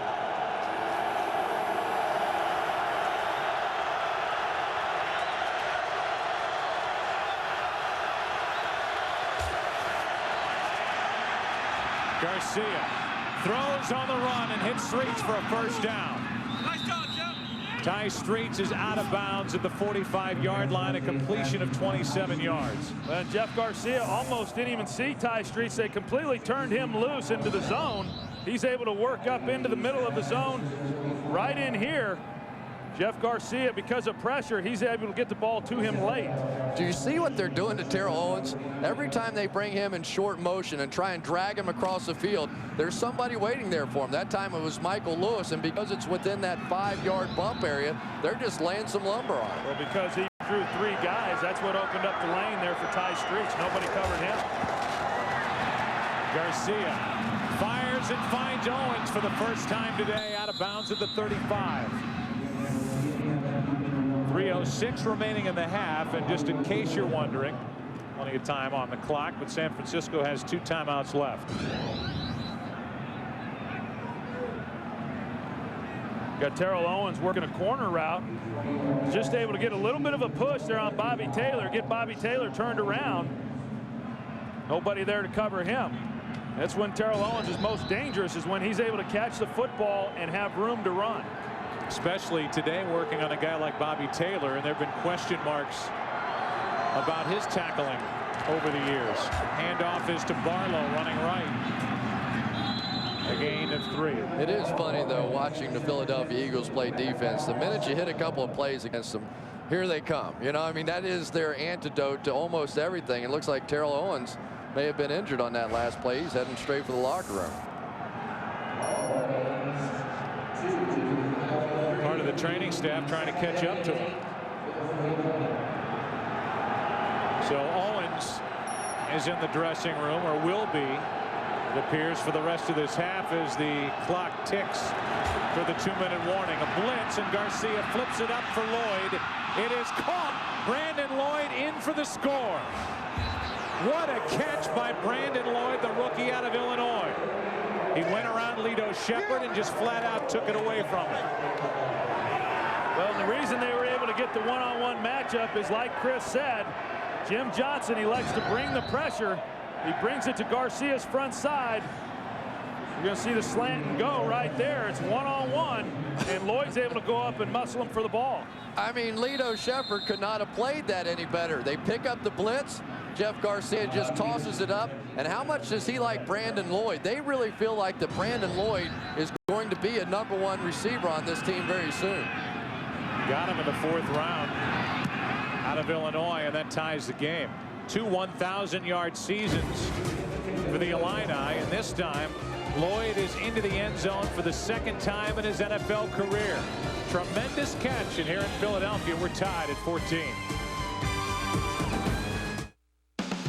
Fox NFL Sunday is brought to you by Miller Lite, the great tasting beer that's also low in carbs. Great taste, less filling. Miller Lite. Good call. Can't taste my beer. I can't taste my beer. I can't taste my beer. I can't taste my beer! I can't taste my beer. I can't taste my beer! I can't taste my beer! Next time, try the light beer that actually tastes like beer. Great tasting, less filling, Miller Lite. Good call. Whether they wear a tool belt or a necktie, SBC's nearly 170,000 employees, many of them 3rd generation, are just working people, working their tails off, just so you can get on the phone and ask what's for dinner, or say ship 5,000 widgets to my warehouse. Most people take the old dial tone for granted. We don't. We can't. Ordinary people, extraordinary job. SBC, going beyond the call. Hi. Can I help you? We're looking for something real.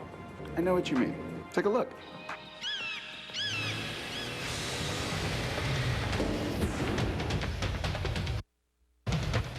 Honey. This one looks nice. And it's trail rated. Really trail rated. If it's not trail rated, it's not a Jeep 4x4. Garcia hung in there against the blitz, flipped it up, and his rookie, Brandon Lloyd, came down with it. We go back a couple of plays ago and find find out why Terrell Owens ended up in the locker room injuring his shoulder, his left shoulder, obviously, on that tackle by Michael Lewis. So he's in there getting looked at. And the 49ers have just tied this game with 1:58 remaining, and the Eagles will get the ball back. They have 3 timeouts left, and Thrash is waiting for the kick.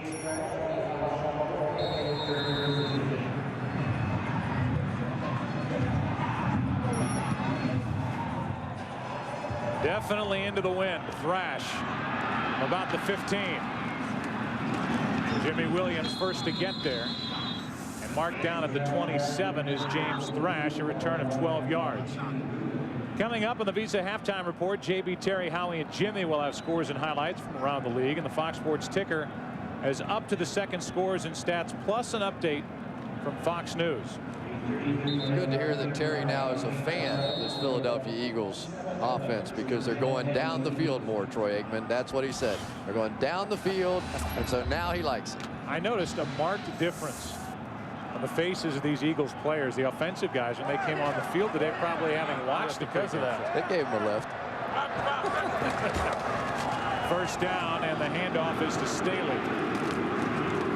Made the most out of that as he gets up to the 31, a gain of 4. Yeah, what I thought was interesting was coming into this game, we were talking about the Eagles and their ability to spread out the 49ers defensively because of the injuries in the secondary, but yet it's the 49ers and Jeff Garcia that have been throwing the football all over the yard here in the first half and have had success doing it.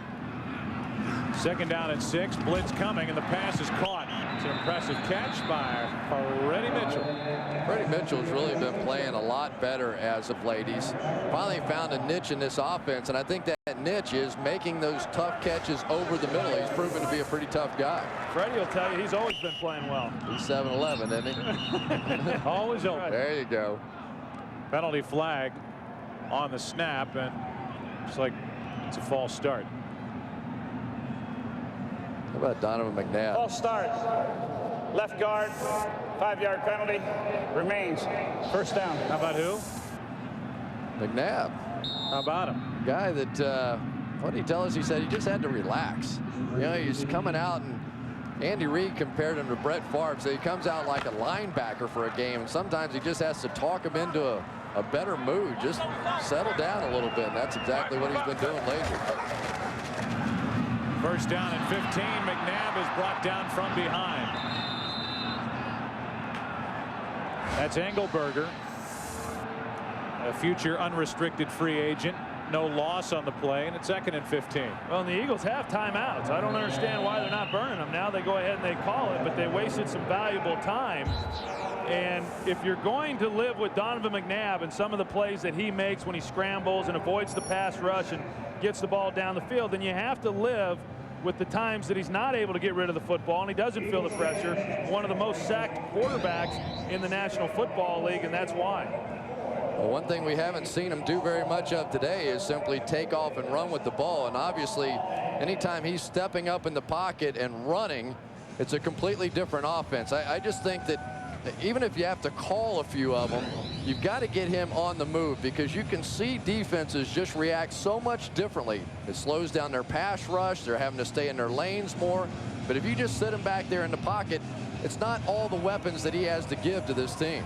All those weapons that were on display on Monday night in Miami, where he really came up with a tremendous effort. And once the Eagles got past that game, they looked ahead. They had home game against the 49ers. They haven't won on the road this season. They have a game at Washington, and they may be in a spot where they have to win the final 2 games of the regular season to secure the home field advantage throughout the NFC playoffs. Inside handoff to Staley. He gets out to the 40, about 7 yards shy of a first down, and Philadelphia will use their second timeout. Some more headliners from earlier this afternoon, Week 16. Steve McNair, who somehow, with last week being the exception, always seems to answer the bell. And Chris, I think you made the point during a break that by clinching that spot, which the Tennessee Titans did today, it at least buys them a week, if they so choose, to sit McNair on the bench and let him try to get a little more healthy. That's when I make all my best points. During the break. Right, yeah. Just like to fill you guys in, keep you entertained. And then we use your stuff during the game. Yeah, works out well. Only one timeout left for Philadelphia, and it's 3rd down and 7. Marshall Faulk, another big day. Something else you talked about in the break, Chris, in the running game. And maybe it wouldn't be impossible for the St. Louis Rams if they had to come up here to Philadelphia and give the Eagles a game. Mcnabb, a little pump fake, looking for Thrash, and he's overthrown. Covered downfield by Carpenter. They keep finding Dwayne. This time it's incomplete, and it's 4th and 7. And you would think that these receivers would be having a little bit of a field day, especially against Carpenter, and so far they haven't been able to take advantage of it. And Troy, we've talked about it in the past. I thought this was a game that we might really see a breakout game out of these Eagles receivers because so many of the guys are hurting out of San Francisco's secondary, but not so far. Jimmy Williams takes in that knuckling punt. And he is popped. That was Mike Bartram, who's the long snapper downfield to make the tackle, a return of 4 yards. Of course, we have seen the Eagles take their shots on that last play.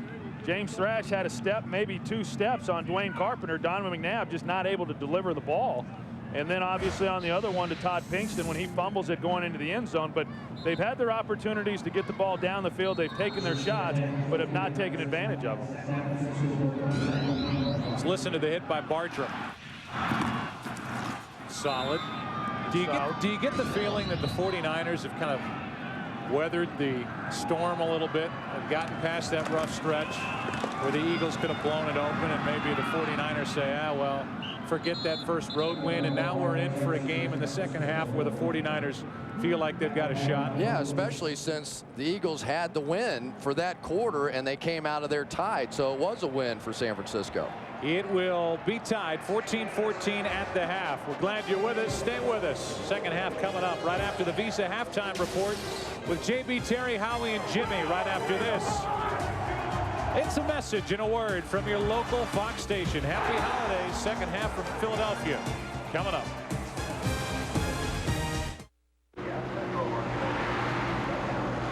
Roundup. Roundup 50 cents. Get a free soft drink. Help end hunger in West Michigan.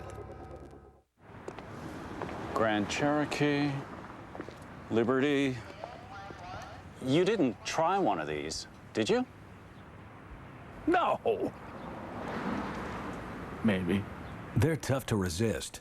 During the Jeep year-end sales drive, get 0% financing or cash allowances and our 770 powertrain limited warranty on Jeep Liberty, plus a Columbia sportswear jacket with special Columbia edition vehicles. Hurry to your Jeep dealer and see how good the best values in America can be. The smell of smoke is in the air.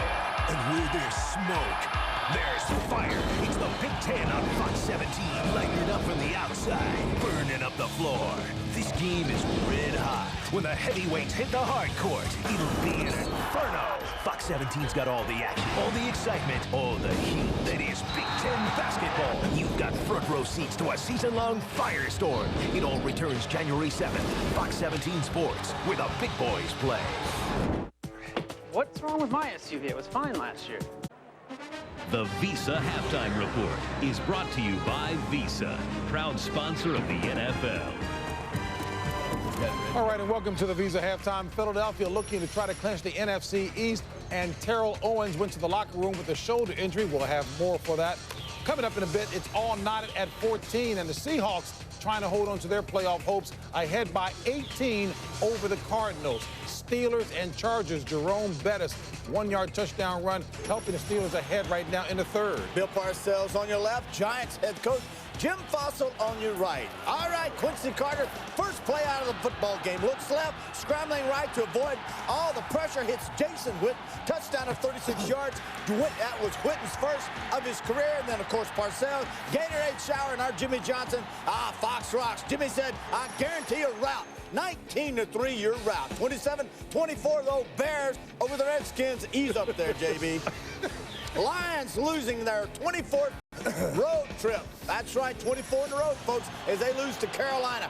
Oh, the game of the day, the play of the day. All right, 6 seconds remaining. Aaron Brooks, quarterback for the Saints. The Saints down by a touchdown. He hits Dante Stallworth. Go, Dante, go. He laterals to Michael Lewis. Go, Michael, go. He laterals to Deuce McAllister. Go, Deuce, go. He laterals back to Jerome Payton and then picks up a block from Aaron Brooks. Say it ain't so. It's all good. Touchdown. All we need's the extra. He missed it. He missed it. Holy cow, John Carney. Have you lost your mind? Holy, don't even get on a bus. 2019, Saints lose to Jacksonville. I'm so upset. Rams clinch a first-round bye with that victory. Cincinnati falls 1 game behind Baltimore. 205 yards rushing on the day for this young man. Jamal Lewis, as he takes his handoff against the Browns, takes it 72 yards, 205 yards rushing. And this one earlier in the year, 295 yards rushing. That's 500 yards rushing. 35-0 Baltimore over Cleveland. Look at that. Take it, JB. 1 game remaining against Pittsburgh. Jamal Lewis with 154 yards will set a new single-season rushing record, surpassing Eric Dickerson. All right, Steve McNabb back on the field for today's action, but it's Dominic Davis for the Tennessee Tennessee as he takes it in. Houston, that is Texans, they're up by 24-20, and then with under a minute left, 4th down, McNabb, Drew Bennett, 23-yarder, 27-24. Tennessee Titans make it to the playoffs. Miami keeps its playoff hopes alive with that victory today as you take a look at the AFC picture. So again, Cincinnati now falls a game behind Baltimore. Baltimore victorious ahead in the AFC North. Tennessee in the playoffs with that victory today. Over in the NFC, as we take a look at the playoff picture, again, New Orleans is out as a result of the loss today.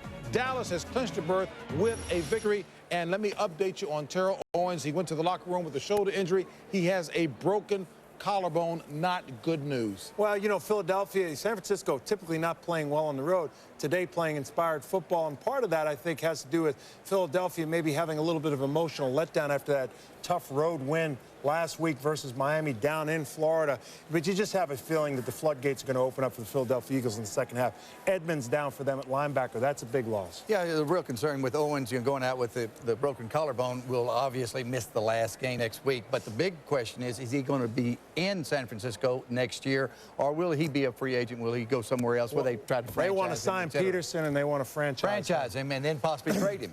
So, again, Seattle now will be playing San Francisco next week without Terrell Owens. Seattle still trying to make the playoffs. Some of you to local news, others to Fox News for a national security update.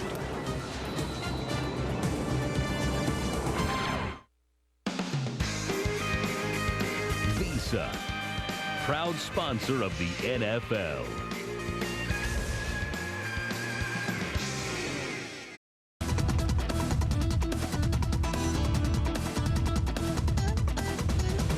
This has been a local news update from Fox 17 News at 10.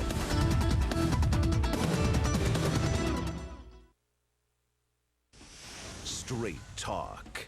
Do you want to do it over again? Do you want your job back? No, the police have been focusing their investigation on you.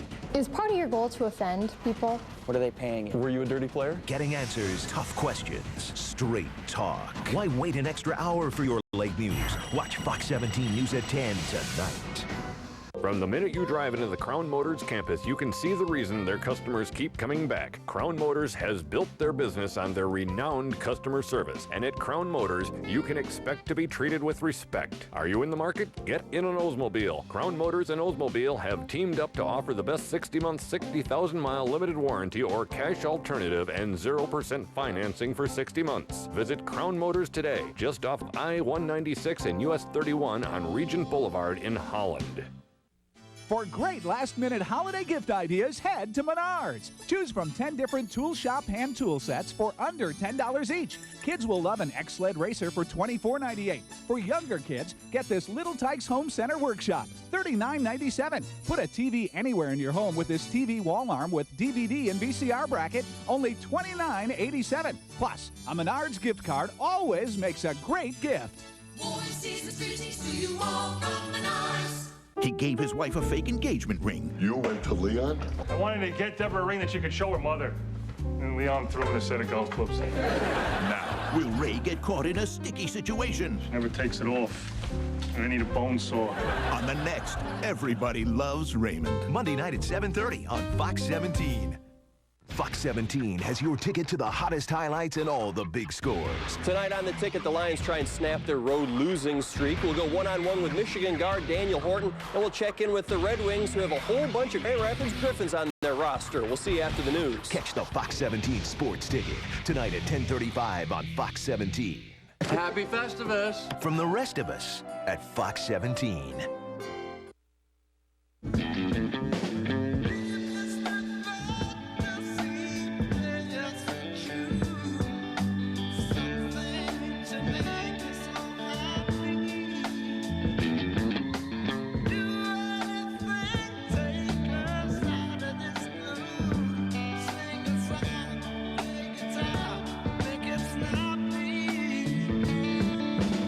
Rich Eisen hosts NFL Total Access, only on NFL Network. Night has fallen on Philadelphia, Pennsylvania. We're 14-14, getting ready for the start of the second half. The key injuries, look at that one at the top. Terrell Owens, broken collarbone. The knee injury suffered by Ron Stone, and an ankle injury suffered by Carlos Emmons. For more on that, let's go down to Pam Oliver. All right, Joe, Andy Reid very specific about what he wants to see from the team in the second half. He says, first of all, I want better protection for Donovan Mcnabb. Defensively, he says we got to shore up our run defense. Kevin Barlow with 88 yards rushing in the first half. Now, Dennis Erickson obviously bothered by the TO injury. As you may have heard, it's a broken collarbone. He says, obviously, our four-wide stuff goes out the window. We have just got to focus on running the ball. Back to you. All right, Pam, and one other injury before we start the second half. I think we should talk about Richie Zients, our producer, banging his head on the production truck on his way into the stadium today. To the hospital, stitched up, right back to work. Well, you know, our director, Artie Kempner, likes to bang his head on things, and Richie thought he'd give it a shot, but you're not supposed to go after the edge of the truck. You're supposed to go up the flat part of it. And outside of Richie referring to us as Pat and John the entire afternoon, I think he's been pretty much the same. This is picked up by Williams as that ball checked up, and it is down at the 22. Williams will get his heart restarted after that scare, with the ball basically coming to a stop. And we look at the first half stats. Rushing yards, that little battle won by San Francisco. The passing yards overall, the offense only 62 yards in the air for Philadelphia. Well, and I think if you're Philadelphia, you've got to be a little bit concerned because of the way that the 49ers have been able to move the football, not only on the ground, but also throwing the ball. And Philadelphia has allowed them to stay in it. They have not given the Niners a reason to quit. Get word on the injury to Carlos Emmons as Barlow turned that into a nice run out to the 29. Here's Carlos Emmons, who's playing with casts on both hands. He's playing through a ton of pain. They need him out on the field. And what does he suffer? Our word is fractured fibula, his left leg. And that is terrible news for a guy who has just had a tremendous season here in Philadelphia. He really has, Joe. He's had a great year. And in talking with the coaches and the other players on this team, when you ask them who's had the great year, who's the most underrated guy on this team, to a man, they always pointed to Carlos Emmons and what he's meant to this team. Huge loss for this football team. So that means more playing time for Ike Reese. He's the backup really at all three linebacker spots. End around Cedric Wilson. And there's Ike. Couldn't bring him down. Now he does. Back at the 25. A loss on the play of 4. And Ike Reese now finally getting his opportunity to play. And he's been really a career backup. Every year when they lose a linebacker and they think that Ike Reese is going to be the guy who's going to step in and be the starter, then they bring in somebody else to be that guy. But he's been a great special teams player for this team. And the reason that he is so effective is because of his speed. He's able to make the play here by his pursuit running laterally. Bobby Taylor showing you his backpedaling ability. From the 25, it's 3rd down and 8.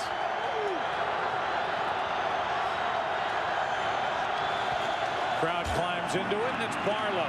Without Terrell Owens, they run it on 3rd down and 8. Brought down at the 29, a gain of only 4. Nate Wayne on the stop. Kevin Barlow looked to me like he had an opportunity to keep that one outside. He decided to cut it back. One of the big differences between he and Garrison Hurst is that typically he stays on the hole side, and I thought if he had stayed with that one, he had a chance. Westbrook waiting for the punt from LaFleur. Punting with the wind. This is a beauty.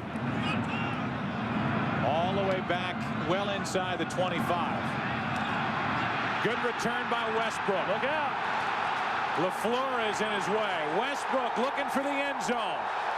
Brian Westbrook has done it again.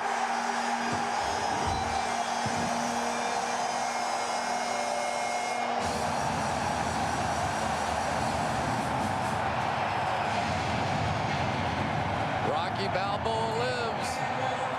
His second of the season. Not as big as his first, which started this 9-game winning streak, but in an effort to make it a franchise best 10 in a row, the Eagles are back on top after this 81-yard return from Westbrook.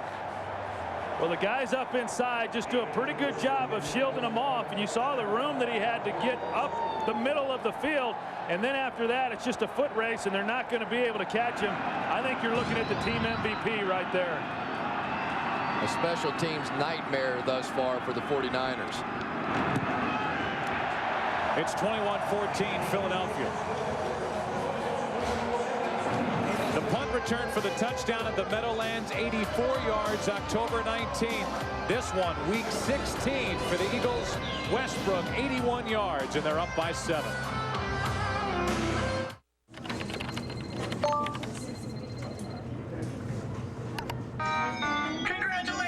You've launched the pink slip virus. Your office is now infected. They'll soon trace it back to you. Good luck finding a new job.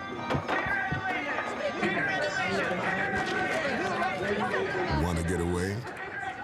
Now you can with Southwest Airlines Internet Specials for just $39 to $99 when you purchase by January 19th, only at southwest.com.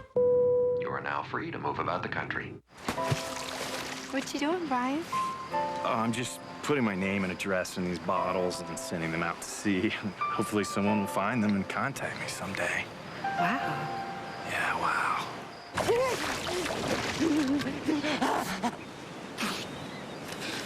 Why? Why do you torture me, Brian Henderson of 12 Maple Lane? For the great taste that won't fill you up and never lets you down, make it a Bud Light. Brian. Oh, nice to meet you.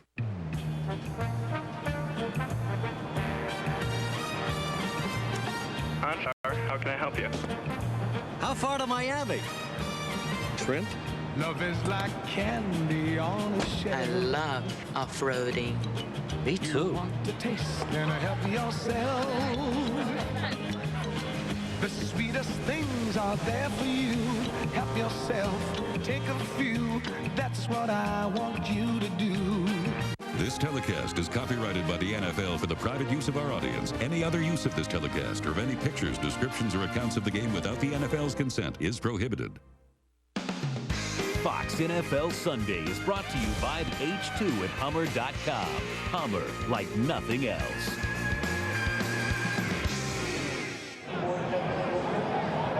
Yeah, thanks for taking my call. Yo, I got a question. How can the Eagles let Brian Mitchell walk away?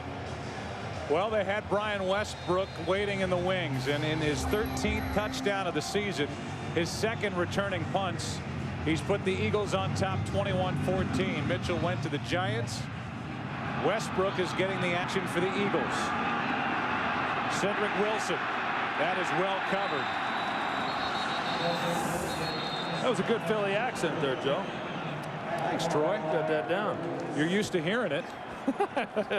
Yeah. Not saying that, but I mean, all you do is sign autographs for these people down in front, and that's the love they show you. They don't know love here, Joe. They don't know. Well, they don't know. They don't know what they don't know. They don't know Aikman love. they love that guy. I know that. He's got the fastest selling jersey going off the racks this holiday season for the Eagles. Barlow on a toss running right. Semino strung it out, and Barlow lost 2. A major difference on this Eagles defense this year. Mark Semino replaced Levon Kirkland. Kirkland, a huge guy, over 300 pounds, and Semino, a very small guy. And he's really fortunate to have Corey Simon, Darwin Walker lining up in front of him, because it gives him the ability to do what he does best, which is run sideline to sideline. 2nd down and 12.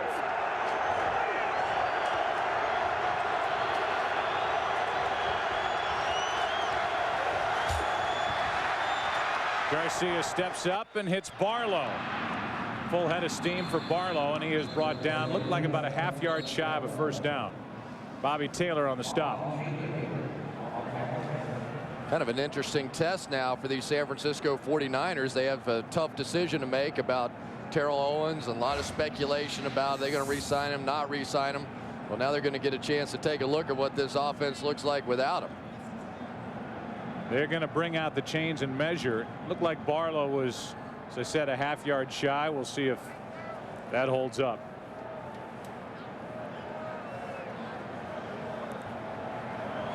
Third and inches coming up for San Francisco. Terry Donahue is one of the people in charge of making those decisions.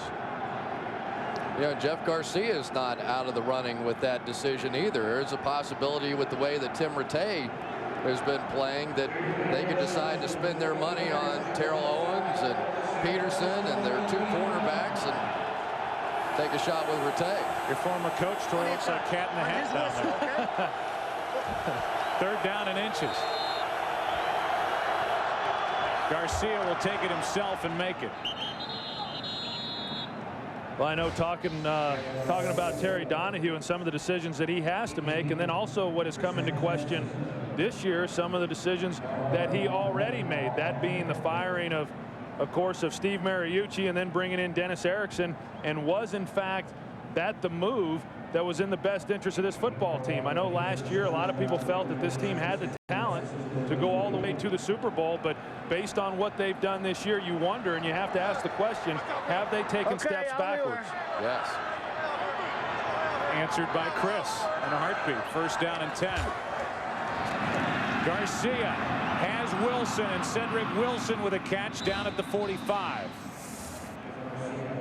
And I'm not sure exactly what Philadelphia is thinking right there. You got Cedric Wilson in the slot, and he's just running a seam route. It's 4 seams on the play, and nobody covers him up, so he gets a free release. He's just going to come straight up the field. There's a very easy catch right there. Well, our man Indy Kalu is dropping back in that zone blitz coverage. Typically, when you see that, you'll see him trying to initiate contact so some of the blitzers can get by. That's the 2nd time this game we've seen him get beat in pass coverage, but he should. He's a defensive end. 49ers getting a little taste of life without Terrell Owens. Out with a broken collarbone. That pass is complete to Lloyd. No gain on the play. Bobby Taylor was there for a quick tackle. It is interesting, though. We had a conversation with Jeff Garcia, and he really does like some of the other guys. Brandon Lloyd, Cedric Wilson. He feels like that because of the fact that he's been practicing so much with those guys. Ty Streets and Terrell Owens haven't been practicing because of injuries. He's starting to get really comfortable with those guys. But whether or not they could step up, either one of them, and be a true #1 receiver, I'd have to see that. On 2nd down and 10, Garcia sprints right and hits Weaver, the tight end. A big hit by Lewis, and Weaver is knocked down a couple short of a 1st down. Well, we listened to the hit by Bartram earlier on special teams. Here's Lewis. I know.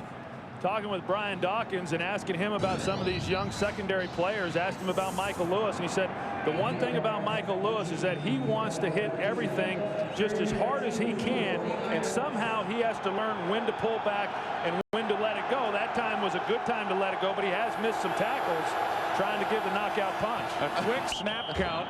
The Eagles weren't ready for it, and Garcia takes it right up the middle for a 1st down. That's called a goose. I don't think anybody on the 49ers line realized what was going on either. As soon as Jeff Garcia saw everybody set, he just gooses the center, and Newberry and Garcia move, and no one else does. Surprised everybody, including the San Francisco line. I think Newberry may have been the one to call it. Did you see him flap his arm back there? I think he was saying, "Let's go, boss." that what he was saying? Well, in sign language. That would be in sign language. Robertson, nifty move out of bounds with another first down. That's what I'd call him if he had his hands there. Well, you should always call the quarterback boss. I know that's what you expect. over the years did that. Here's our boss up here in the booth. Now, I've seen a lot of these celebrations. Everybody talking about wide receivers. What about quarterback celebrations? You got Dante Culpepper. Oh, yeah. What was your favorite, Dante? You know, that's the Culpepper. Right, that's the old Culpepper. That's the old? Yeah, well, this one now. Is there any other quarterback that celebrates? Did you celebrate? I never got in the end zone. Just on a touchdown throw. Garcia throws it to an open spot. Just got rid of it. No penalty flag on the play. You didn't throw a big touchdown throw. Michael Irvin into the end zone. He's doing his thing, pointing his arm forward, all that. You didn't do anything. Is out of the pocket. Between Michael and Deion Sanders, we had all the end zone celebrations that we needed. I mean, any effort on anybody else's part would not have looked good. It would have paled in comparison. Just give us a little what you would have done, though. No, Your wildest imagination. I wouldn't have done anything. I wouldn't have done anything. Now, did you ever get in the end zone? Don't try that. You want me to tell you about all 3 of my times? All right, that awkward moment's over. Let's go back to the game. 2nd down and 10. Barlow. Nice runs by Barlow. Gets to the 15, and then he's thrown backward by Lewis.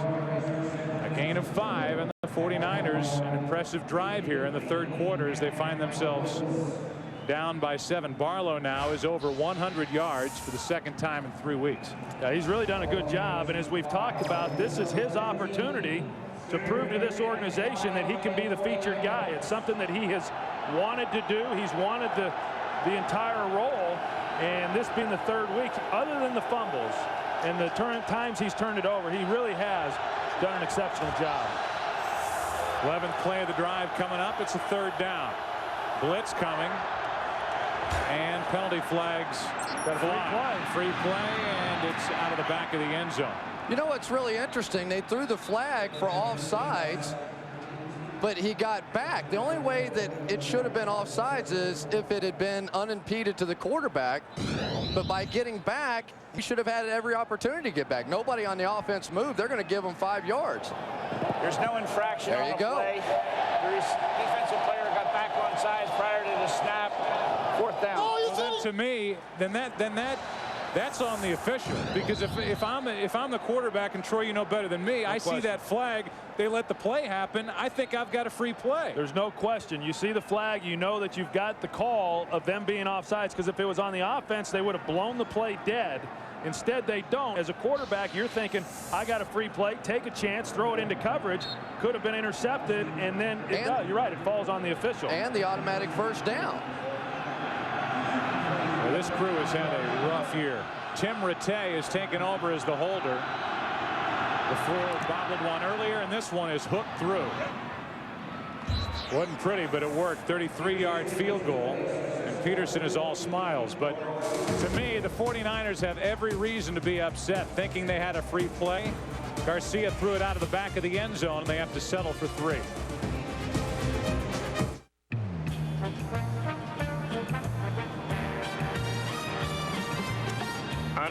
How can I help you? How far to Miami? Shrimp? Love is like candy on a shelf. I love off-roading. Me too. You want to taste and help yourself.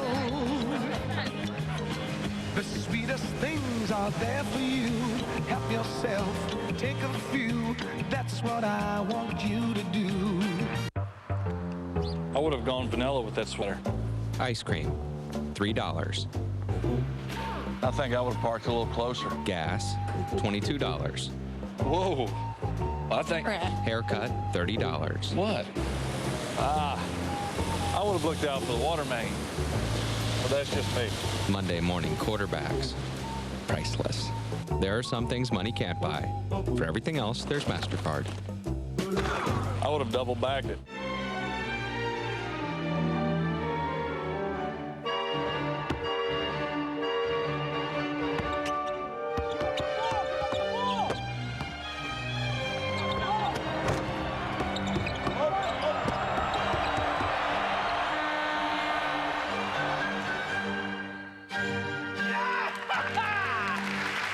need to know? Reach out with M-Mode on the wireless service America trusts.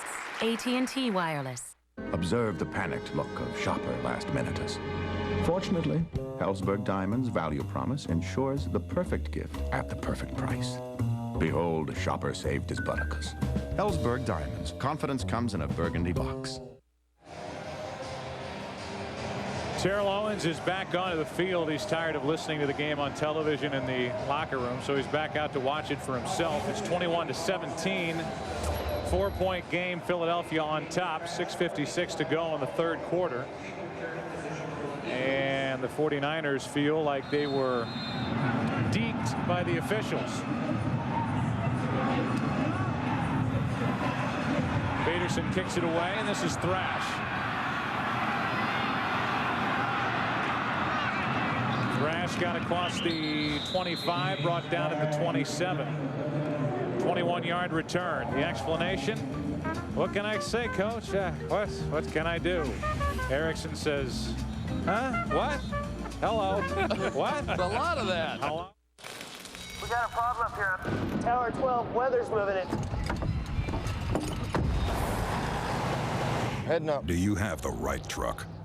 Does your truck have a Duramax diesel? Does it have an Allison transmission?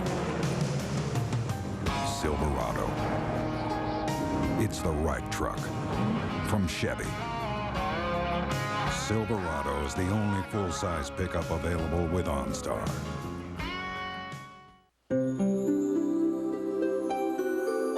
Well, I think you look great. This year, the holidays are Gateways, so give the box. Inside, find the season's hottest gifts. For a limited time, get a free Gateway 5-megapixel digital camera with the purchase of select PCs, like our M675, which features an Intel Pentium 4 processor with HT technology. It makes sharing digital pics easy. We also have great desktops starting under $500. So hurry in, give the box. This Christmas. Let's go, guys. College football's winning its coach. Did I tell you we're going to have it all? Is losing to his home team. 12 kicks? They're like kittens. Unnecessary roughness. What a nightmare. Illegal procedure. I got him. I don't got him. Backfield in motion. Steve Martin. Woo! Cheaper by the dozen. Rated PG. Sneak preview today. America, put your hands together. Sweet home Alabama, singing songs about Southland. Ghastly. You are the equivalent of a musical sleeping tablet. American Idol, an all-new season begins Fox January. When done in celebration of a touchdown, this can fetch you a 30 grand fine, but here with a guy who's out for the rest of the regular season after the injury, a cell phone on the playing field on the sideline for Terrell Owens. Who's on the other end? Don't even say it. It's too easy. Santa. Now, does this mean that in the stadium now you have Santa booing Santa? Well, Jimmy Williams was down after that kick return, and he has finally been helped over to the sideline. He looks kind of happy to have the rest of the day off. I think maybe he got wind of the fact that Donovan Mcnabb wanted him on the Eagles. Or he just figured whoever's on the other end just told him he was on national TV with a phone in his hand. So it's our fault. Well, we played right into his hands. There we go. First possession this half for the Eagles. We always do. It's such a temptation, Bob. Wide open is Kingston. Got behind Rumpf. And a huge completion from Mcnabb of 47 yards. Well, now they're able to connect once again with Todd Pinkston, and by his own admission, Todd Pinkston says that he has not had a real solid year, but this is what he does well. When he gets the chance to go vertical and just try to run by people as he does there with Mike Rumpf, he does a good job of, for the most part, pulling the ball in, and he's had a pretty big day here today, with the exception of fumbling the ball prior to going into the end zone. And Mike Rumpf, a big long-legged guy, not able to readjust off that double move. The Eagles hand it to Westbrook. That's well played coming up from the linebacker spot, Derek Smith. Offensive leaders for the Philadelphia Eagles. Donovan Mcnabb, his day, not too great. Only 8 out of 12, 134 yards, and that last 47-yarder to Kingston helps his stat sheet look a little better. Staley, 2 touchdown rushes, 22 on the season for the Philadelphia Eagles offense. And Kingston now is knocking on the door of a 100-yard day, and that would be monumental for the Eagles. Mcnabb is in trouble. Dodges it, hits Westbrook, who's brought down immediately by Ulbrich. For word on what happened to Jimmy Williams, let's go back down to Pam Oliver. Hey, Joe, the bleeding just doesn't stop for the San Francisco 49ers. Their primary punt report. Say that fast with a frozen face. Jimmy Williams, he has a left MCL sprain. He is questionable as to his return. Pam is out there in the elements, freezing, and we're up here in a nice, cozy booth. Primary punt returner, I think, is where she was trying to go with it. 3rd down and 8 for Philadelphia. Up by 4. 49ers are coming. Mcnabb flips it up, and it's incomplete, out of the reach of Thrash. Thrash is sick right now. He made a good move, got to the inside. There was no free safety, blitz coverage. He knew he was going to be wide open. Mcnabb just couldn't hold it any longer. It looked like Rashad Holman might have got away with contact right there beyond the 5 yards. This will bring on Akers, who will be kicking into the wind, a 42-yard try. Could have made a strong case for Akers going to the Pro Bowl. He was beaten out by Jeff Wilkins of St. Louis, who has had a phenomenal season. He has made 13 straight. He has hit a wall of wind. That thing got to the end zone and stopped. It dropped short, well short, and the 49ers will take over. This thing was right down the middle, looked like it had plenty of leg and distance until it got to the end zone. Short, and it's still a 4-point game.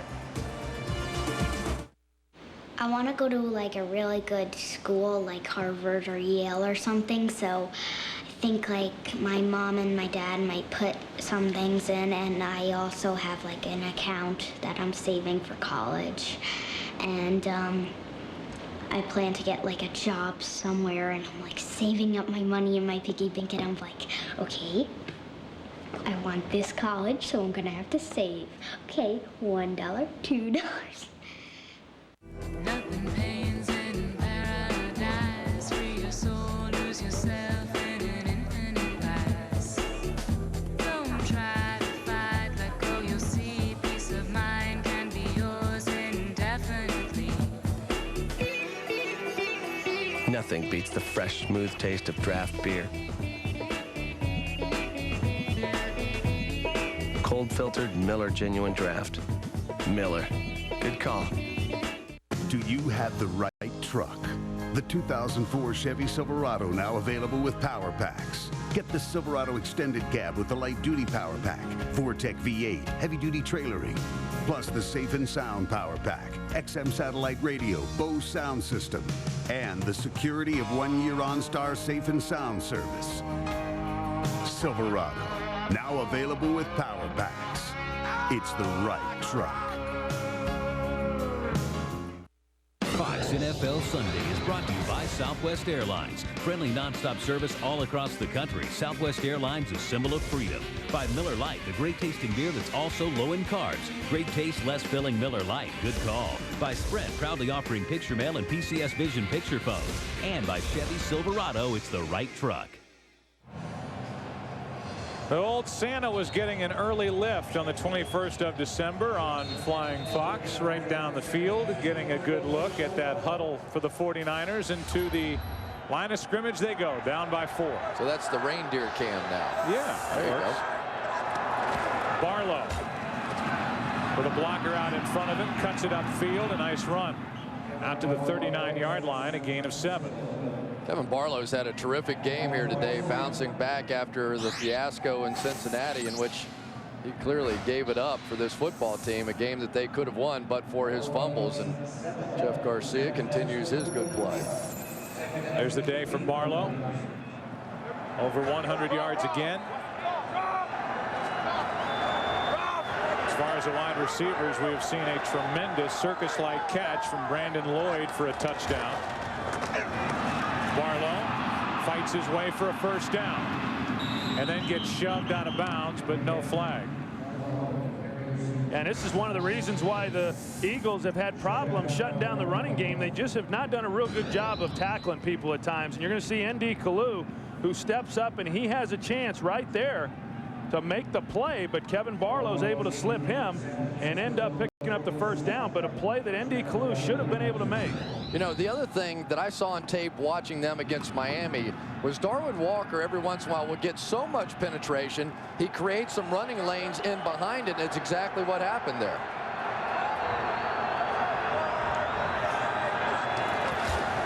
On first down, Garcia throws, and that's knocked down by Taylor. Jed Weaver was out there, the tight end, but Taylor got up and knocked it down. That's Bobby Taylor from Longview, Texas, coming off the edge on the blitz. And they have a good call on with the blitz. Jeff Garcia trying to run the naked boot to that side, and pretty fortunate that Bobby Taylor didn't intercept that one. He would have gone all the way for a touchdown. Bobby Taylor was a great basketball player in high school, one of the top in the state of Texas, and a lot of people thought he might end up playing basketball, but kind of surprised there Troy didn't make that play. That was a catchable ball. Second down and 10. Handoff is to Robertson. Nice little burst by Robertson. He's got a first down, still going out of bounds near the 30. 49ers will not go away, and to their credit, after falling behind, they have stayed in this game, trying to come up with their first road victory of the season. And on the outside, the Eagles were in man coverage, which is why this was able to pop so late. Watch, there's going to be nobody out here because they're chasing receivers down the field. But again, missed tackles is what enabled him to get to the corner and pick up all those yards. Should have been tackled at the line of scrimmage. Of course, the wide receivers doing a good job down the field, helping him get those yards on the ground. Robertson stays in. Ball at the Philadelphia 30. Jamal picks his way, hit by Michael Lewis as he got to the 26, again a 4. And as well as the Philadelphia Eagles have been playing during this tremendous win streak, and we've talked about it many times, they do struggle trying to stop the run. And now, as other guys go out of this lineup, Carlos Emmons now out of the lineup, they don't have the depth. Now Darwin Walker and Corey Simon, they can't play 70 plays in a game. So you're forced to play guys that you really don't want to have on the field. And the longer these kind of drives go on, the more they're going to struggle against the run. Second down and 6.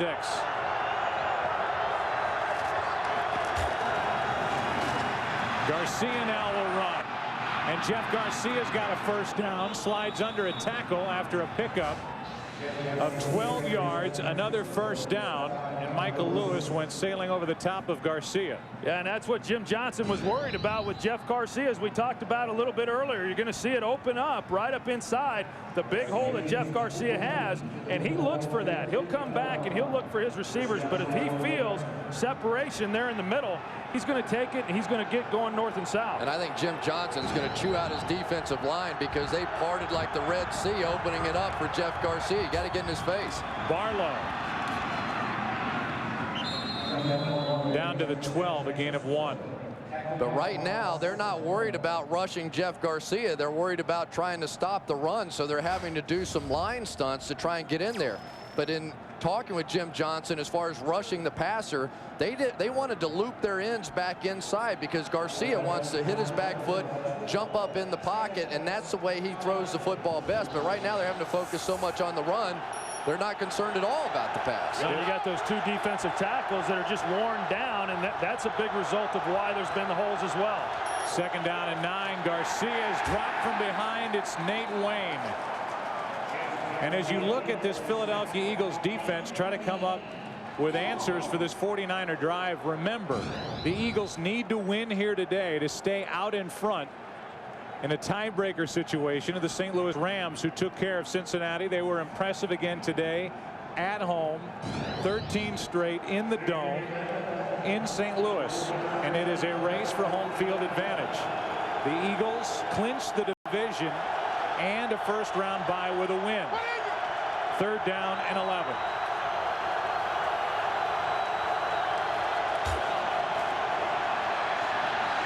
Garcia finds Beasley, the fullback. Stays on his feet, but he's short of a 1st down. And the field goal unit will come on for San Francisco with time winding down, and it is not a small point to make that if you are San Francisco, you want to kick it before the 3rd quarter expires to kick it with the win, and it doesn't look like that's going to happen. Well, and that's why we saw Dennis Erickson on the sidelines trying to get his guys to hurry up, get this ball snapped. Doesn't look like it's going to happen, though. Nope, they were unaware. And Erickson knows it. I mean, we just saw David Akers kick a ball the other end of the field that got to the end zone area and stopped. 49ers took too long, can't get it away before the end of the 3rd quarter. They're trying to make it a 1-point game here in Philadelphia. The NFL on Fox will continue after a word from your local Fox station. You're watching the NFL on Fox.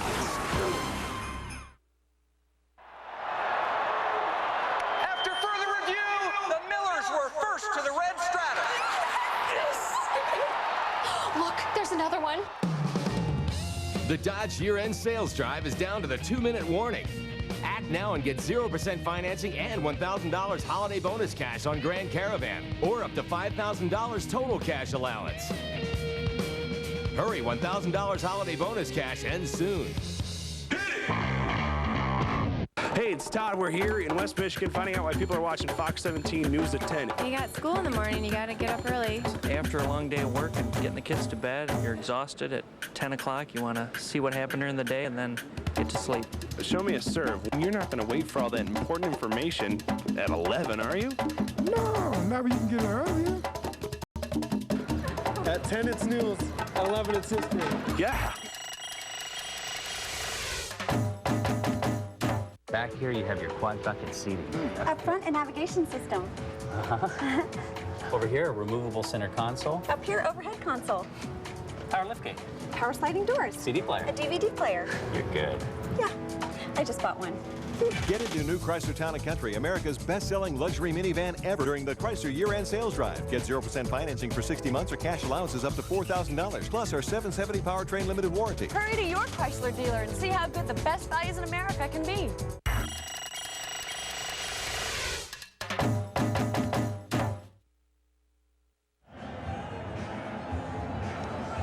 It's a point to make that the special teams coach, Larry McDuff, Dennis Erickson, at least if they made the point, they didn't make it strongly enough over on the sideline, with the 49ers at the time having really plenty of time to get out there and attempt the field goal with the win. Now this 25-yard attempt, so win shouldn't be a huge factor. Be blowing in the face of the kicker, Todd Peterson, who made a 33-yarder earlier. And it was a good decision to not call a timeout. An NFL kicker should be able to make this one regardless of the win. It is hit through. That was tight. Well, really, if you're Peterson, I would imagine the entire trajectory of a kick changes. He had to hit this one on a line drive. Took some paint with it. It's a 1-point game in Philadelphia. And now with Sprint, unlimited night minutes, instead of starting at 9, start at 7. And it's a great deal.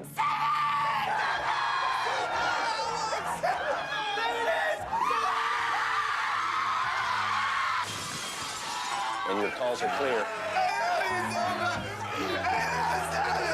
With guys, it's all about the money. Now with Sprint, you can get a great deal on any new service plan with 2 more hours of weeknight calling.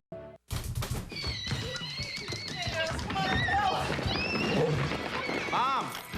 Hey, Mom, I'm out of here. You're a 2-car family, and you're 1 car short. Now, your State Farm agent can help with information on auto loans and leases, as well as competitive rates on auto insurance.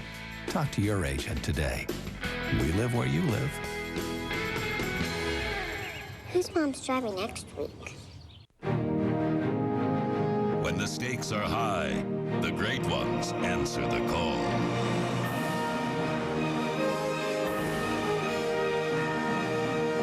Like a November wind, you cut cut through the unforgiving wasteland of company data and emerged with numbers that were once untouchable.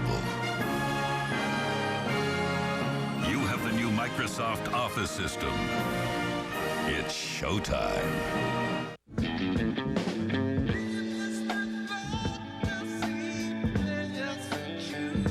Rich Eisen hosts NFL Total Access. Fox NFL Sunday is brought to you by Microsoft. Your potential, our passion.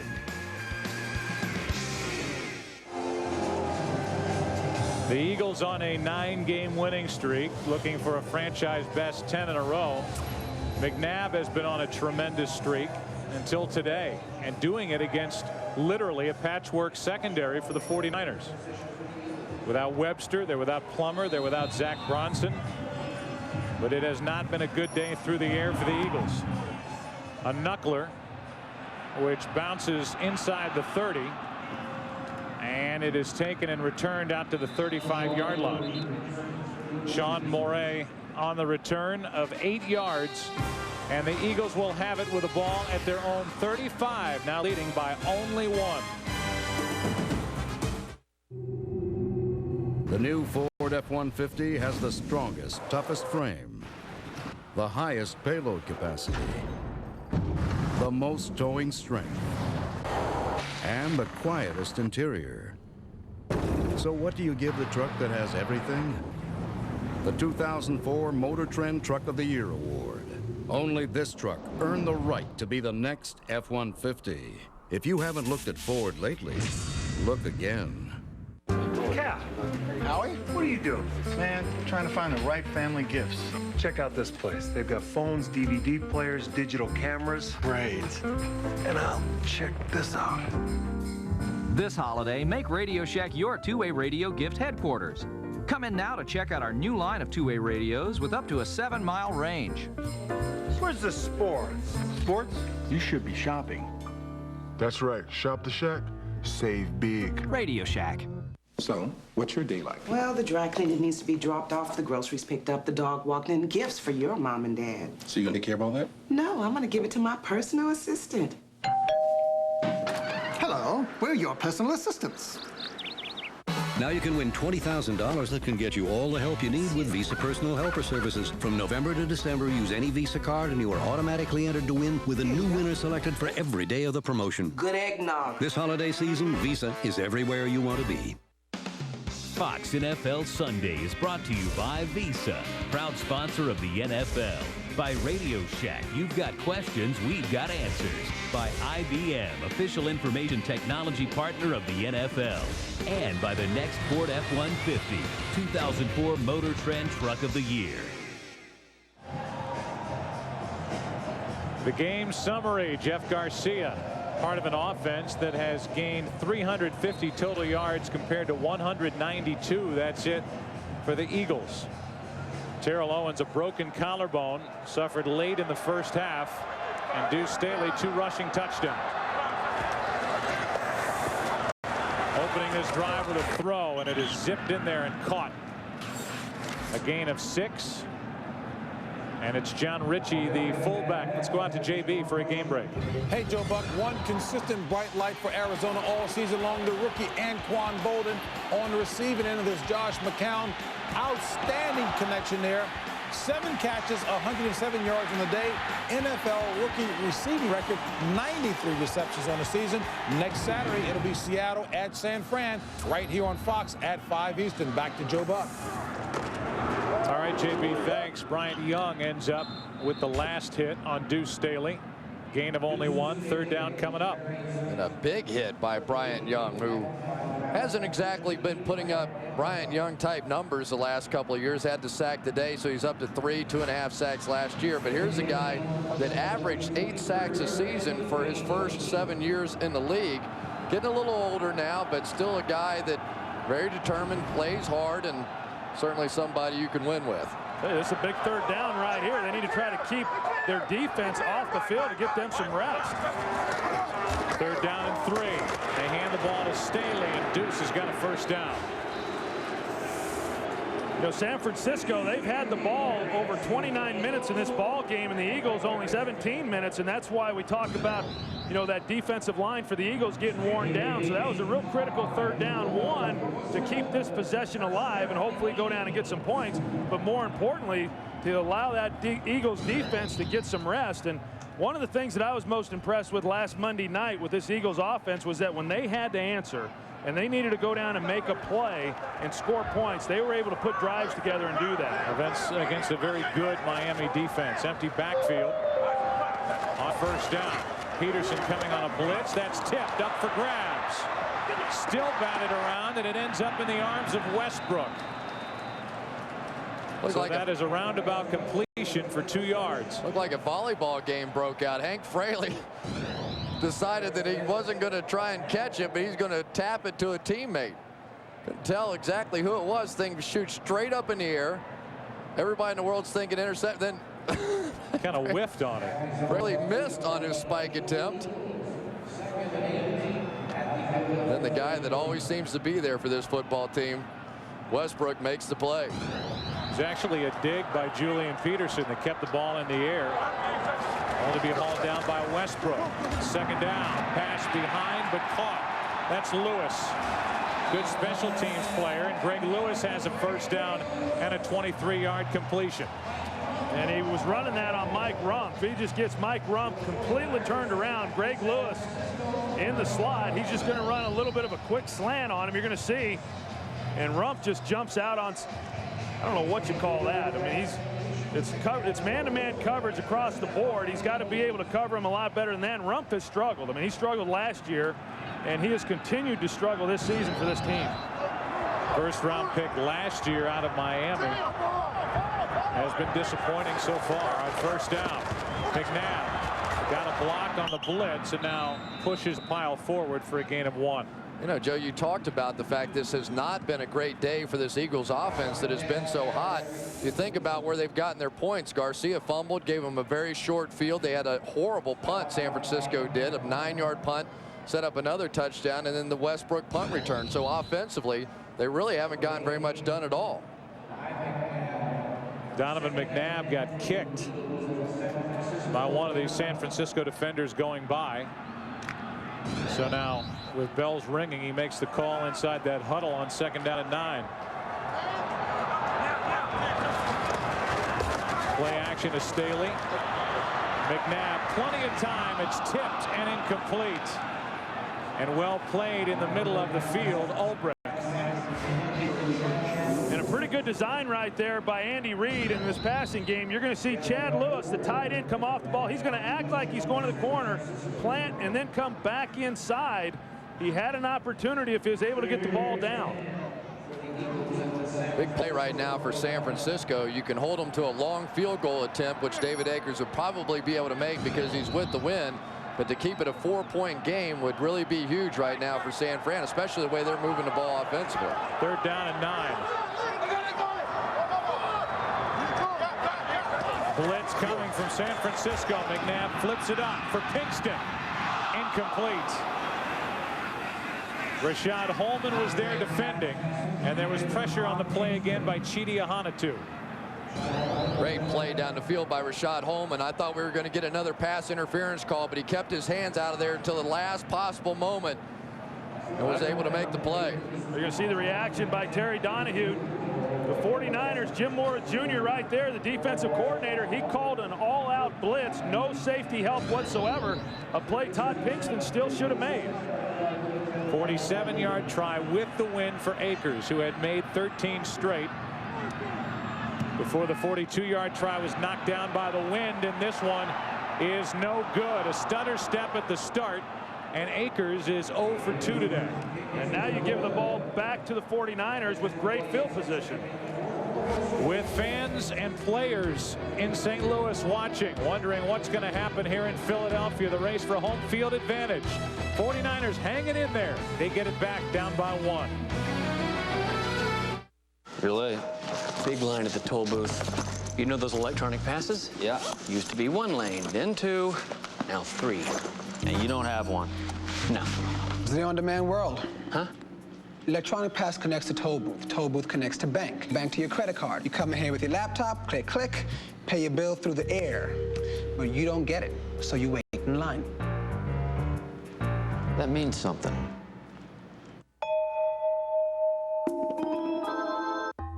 Introducing Remington's new Titanium Smart System, the only shaver that combines the sharpness of titanium-coated blades with the technology to automatically clean itself. It could just make all other shavers obsolete. The Bad Boys are back on DVD. Ready or not, here we come! Bad Boys 2 on 2 discs full of special features so unbelievable. You'll watch them over and over again. Bad Boys 2. Own it now on DVD. We didn't just give the new Ford F-150 more horsepower.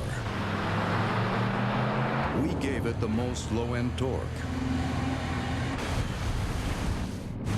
Why did we push farther than anyone else? So you could do more than anyone else. Only the next F-150 earned the right to be the 2004 Motor Trend Truck of the Year. If you haven't looked at Ford lately, look again. In an unprecedented television event, Kelly Clarkson and 10 other Idol winners from around the globe will compete for the title of World Idol. And for the first time ever, a worldwide vote will decide the winner. World Idol, an all-new special, Christmas Day at 8 on Fox. During the break, Jim Mora Jr. reading poetry to Julian Peterson. 'Twas the week before Christmas and all through the link. This offense for Philly struggled. Boy, did they stink. No, that's terrible. See, now you make me put that stuff on TV. Barlow right up the middle. What a day for Barlow, adding to his afternoon of over 100 yards. He's got a first down. The reaction by David Akers, and it was a weird setup. He kind of stutter stepped on the snap, and he threw his very light and small helmet in frustration. But that's a guy, of all the kickers that we've seen make special teams plays, he makes tackles, and he's hot, and that's where his helmet ended up.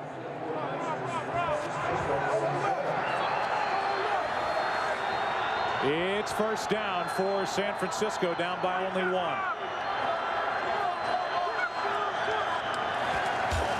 Eagles back out of the blitz, and Garcia sacked by Kalu.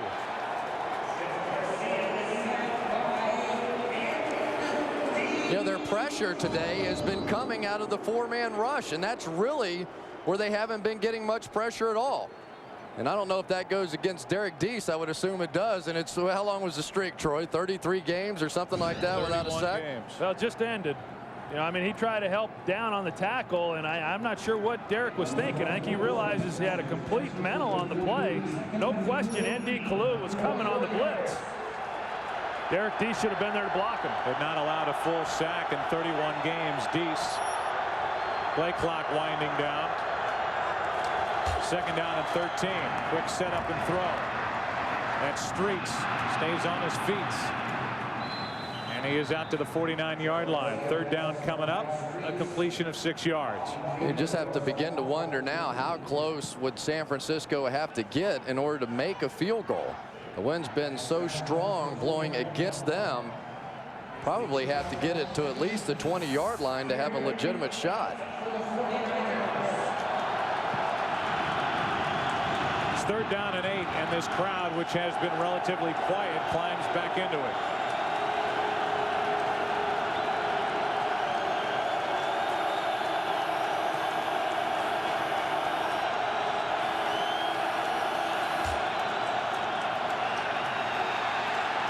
Garcia buying time. Penalty flag on the play. The pass is incomplete. It came out of the secondary, the penalty flag, and the 49ers indicate it's against Philadelphia. Yeah, Ty Streets is indicating that it might have been on him. I think it's on Lito Shepherd. Right, against Ty Street. Holding number 26 defense. It's a 5-yard penalty, an automatic first down. Grab the jersey. Good call. And one of the problems that you have, especially in man coverage, is if you start scrambling around as a quarterback, now those guys get in a little bit of a panic mode as defensive backs, because you have a chance as a receiver to move around and try and make a play. That time picked up a huge first down.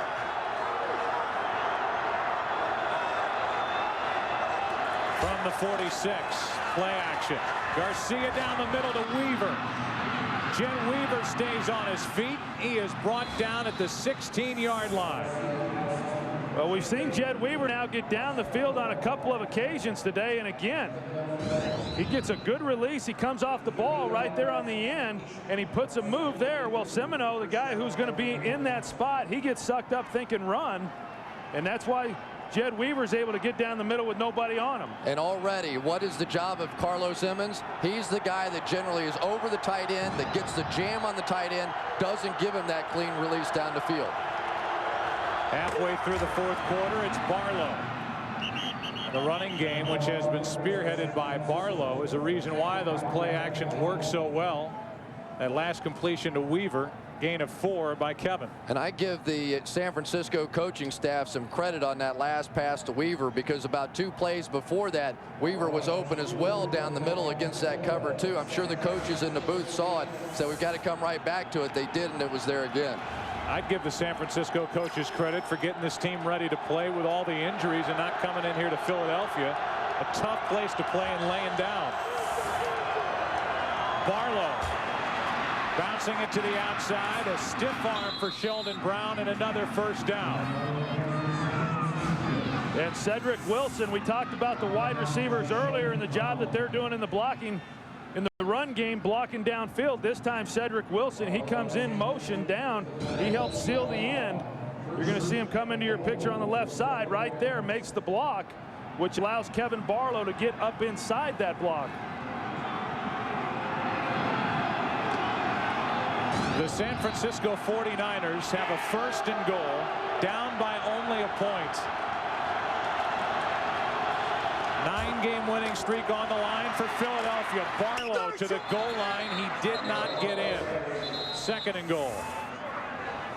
We saw Jed Weaver make a huge catch to set up this drive, and then this time just a drive block, taking his guy a good 3 or 4 yards down inside and crashing this whole thing this way. Had a stunt down to the inside, just played into that play perfectly for the 49ers. Tell you, Scott Gregg, their right tackle, he did a heck of a job as well. You could see the defensive front for Philadelphia getting driven backwards. A solid second half for the 49ers, experiencing life without Terrell Owens. It's Garcia, and he is rejected. 3rd down and goal. Garcia leaving late in the first half with a broken collarbone. And it's been an impressive offensive day for the 49ers, really from the start.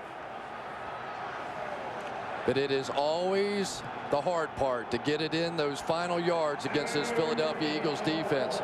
So much on the line right now, not just for the Eagles, but for the St. Louis Rams as well. Said Garcia, obviously Terrell Owens the one who left. And this wide receiving core much younger. And this running game has worked for San Francisco. They try it with Barlow, and he is in. The 49ers back out in front. And now you go for 2. Get that kicker off the field. There you go. Trying to make it a 7-point game. So far this season, the 49ers are 0 for 2 in 2-point conversion tries. Looked like Derek Deese made up for that earlier sack, driving his guy right back into the end zone. Great block by Deese. 49ers seem confused as they've got some of the guys out there for the field goal team now getting off the field, and finally into the huddle is Garcia to call the play. Quayne Harris, 77, is in for Derek Deese, and the 49ers from the start, after getting the ball in the end zone with Barlow, were confused. Yeah, they go to the they go to the empty backfield set. It was either going to be a quarterback draw, or obviously they're going to have to throw the football in that situation. Timeout, San Francisco. Every minivan manufacturer claims to be big enough to carry a small town and or tow a full-size marina. True or not, it still comes down to torque, because torque equals drivability. Bottom line, weight is the enemy. To overcome it, you need torque. 90% of Freestar's torque in the first 1,500 RPM. That's what I love to call get up and go. Versatility, drivability. Now that's pure genius. The all-new Ford Freestar. If you haven't looked at Ford lately, look again.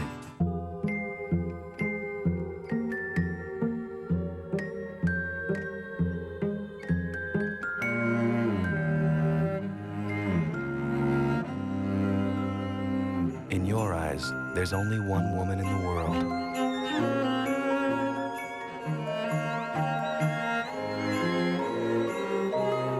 This Christmas, celebrate her.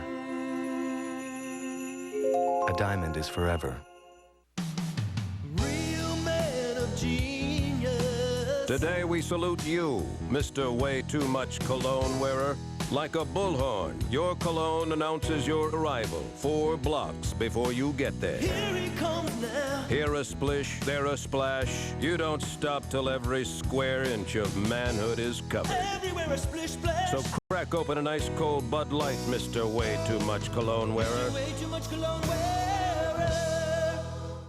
Coming to Fox this January. Get ready for the next big thing on Fox. I mean big, huge, gigantic, humongous. Fox NFL Sunday is brought to you by Bud Light. For the great taste that won't fill you up and never lets you down, make it a Bud Light. On the 1-year anniversary of their last road win, the 49ers are on top, trying for 2 to make it a 7-point game. Jump ball for Lloyd, and it's the rookie Lloyd in to make it 28-21. I tell you what, that was a heck of a throw by Jeff Garcia and a heck of a catch by Brandon Lloyd. Jeff Garcia sees the position that the corner had. He throws it over his back shoulder. He's able to make the play for the 2 points. A touchdown today for Lloyd, and now a 2-point conversion. Easy to see why. The 49ers love their rookie from Illinois. It's 28-21. The new Ford F-150 has the strongest, toughest frame, the highest payload capacity, the most towing strength, and the quietest interior. So what do you give the truck that has everything? The 2004 Motor Trend Truck of the Year Award. Only this truck earned the right to be the next F-150. If you haven't looked at Ford lately, look again.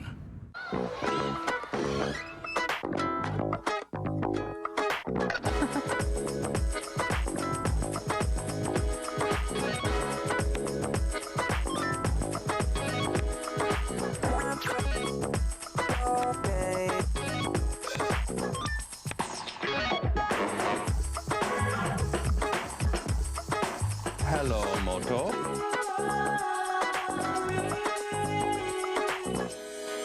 It's a Fox Laugh Out Loud Sunday last-minute guide to the holidays. First, King of the Hill proves nothing's more festive than a well-dressed man. Does this suit smell like embalming fluid to you? Then, when it comes to the perfect gift, go with your gut. You always go with your gut. Why don't you listen to your brain? Yeah, I will. The Simpsons.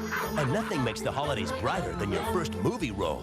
Denzel falls out, Bernie falls in. Denzel Washington? Denzel Shapiro from The Deli. Do you know him? Bernie Mac. And take it from Malcolm. If you can't buy the perfect gift, steal it. Plus, everyone loves a holiday party. Surprise! All new Arrested Development. It all starts at 7:30, 6:30 Central tonight on Fox Laugh Out Loud Sunday. Well, there it is in 4 boxes, and in the bottom left corner, Kevin Barlow. What a game for him, and for the 49ers have rushed for 200 yards today. Taking it on a bounce is Thrash. James Thrash crosses the 30, and he's brought down at the 35. Watch the pictures fly by. A recap of today's events here in Philadelphia. Pass interference set up the Deuce Staley 1-yard touchdown run. The injury to Terrell Owens, broken collarbone. Circus catch by the rookie Brandon Lloyd. Ryan Westbrook, the 81-yard touchdown return on a punt. Barlow just went in from 1 yard out. And then the 2-point conversion was good to Brandon Lloyd. It's 28-21.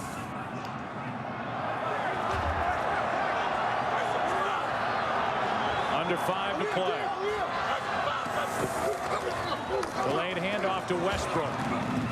Back to the line and forward for a yard. That's it. Some key injuries today on each side. Broken collarbone for Terrell Owens. A knee injury suffered by Ron Stone, but for a team that's headed to the playoffs, Carlos Emmons, a broken fibula. That is a huge loss for a guy who was playing so well. You know, for Donovan Mcnabb, everybody talks about his stats and what he's done, but to me, the big difference in his play since the beginning of the season is making big plays in big moments, and we are at that point in this ballgame. 2nd down and 9. Mcnabb throws and completes to Lewis, and there's a big play and a big moment from Donovan Mcnabb. Well, just like that, that's what Mcnabb has done so well now for the past month and a half.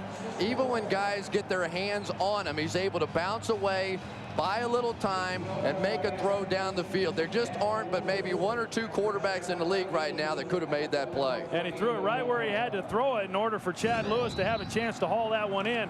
Threw it up high, and Chad was able to go up and bring it in.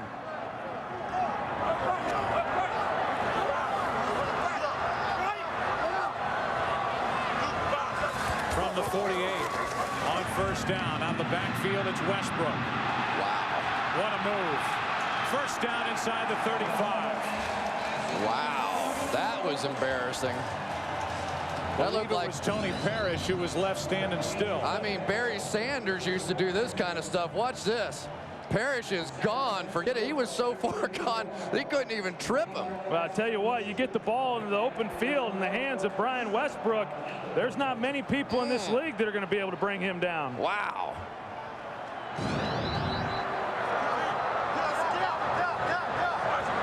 From the 32-yard line, a blitz, and it's batted down by Parrish. 2:55 remaining. The Eagles have all 3 of their timeouts, and they're down by 7. Well, Tony Parrish comes back and makes a play here, and San Francisco now is beginning to look a little bit like the Philadelphia Eagles. As they get backed up in their own end, they begin to bring some pressure, and typically hot reads for a quarterback in that situation are the slants. Parrish realized he got his hands up and made the play. On 2nd down, a handoff to Staley. Not much. A yard, that's it. If the 49ers come out of here with a victory, this would be a big victory for their defensive coordinator, Jim Mora Jr., who has put together this game plan, has gotten guys ready to play with an injury-riddled secondary. Oh, I don't think there's any question, Joe. The job that he's done really for the past couple of years when they've had a number of injuries. You think back to last season and the job that they were able to do. Now this season, particularly this game, yeah, they've done a heck of a job, and they continue to come after Donovan Mcnabb and leave these corners one-on-one. 4-down territory. You can run here if you're going to go for it on 4th down. Another blitz, and Mcnabb is hit as he let it go. It was Rumpf coming off the corner, and he got to Donovan Mcnabb an instant before he let the pass fly. It's 4th and 9. Well, the San Francisco 49ers and Jim Mora even told his owner on the plane coming here, he said, now, we may end up giving up some long touchdowns today, but my belief is that Donovan Mcnabb, when he's under pressure, is not nearly as accurate a guy, so we're going to come, and we're going to come all day. If he's true to his philosophy, we'll see a blitz here. 4th down and 9.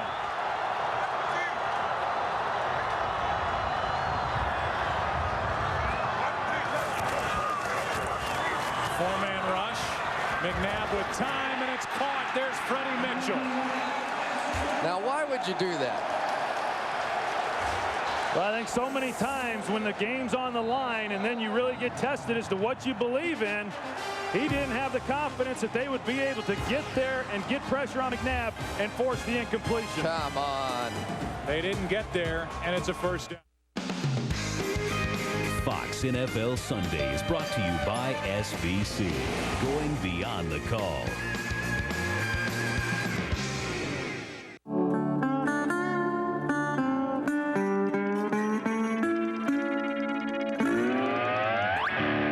Infrastructure. Millions of miles of voice and data lines out there. Who maintains all that? Well, in a large part of this country, SBC does. Why SBC? Seemed only right since we built it in the first place. Whatever it takes, period. SBC, going beyond the call. Firewall. Like that could stop me. Once I got her account number, I couldn't spend fast enough. 64-inch plasma screen monitor, 10 4.2 megahertz wireless routers, and $20,000 to complete my robot. My girl robot. This is gonna be the best prom ever. Introducing City Identity Theft Solutions. Free with any City card. Help getting your life back? That's using your card wisely. The biggest celebration in Ford's history is coming to an end. You have just 100 hours to get the best deals of the year. Now you can get up to $4,000 cash back on America's best-selling SUVs. Plus, for a very limited time, get a special $500 cash bonus on any Ford Explorer or Expedition. That's a total of $4,500 cash back. But you must hurry. This special offer absolutely ends January 2nd. The biggest celebration, the best deals of the year. One proven leader. If you haven't looked at Ford lately, look again.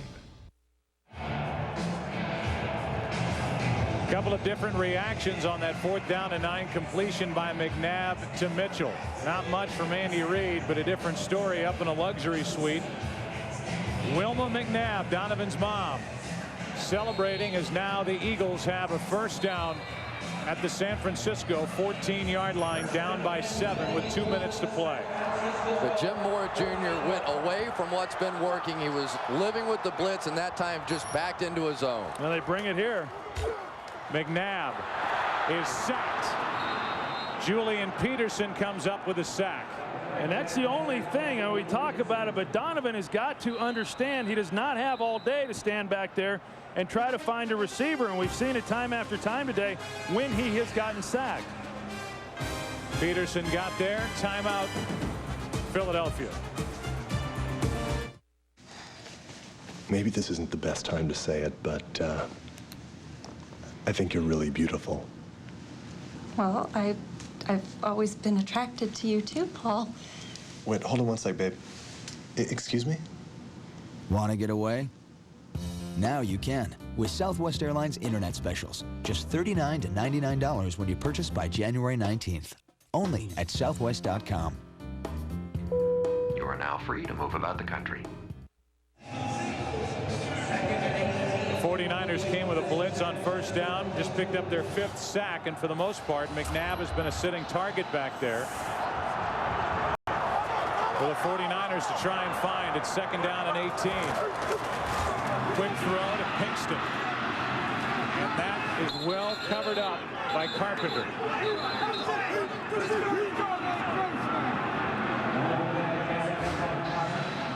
Carpenter, a former linebacker and safety, up to make that stop, playing corner today.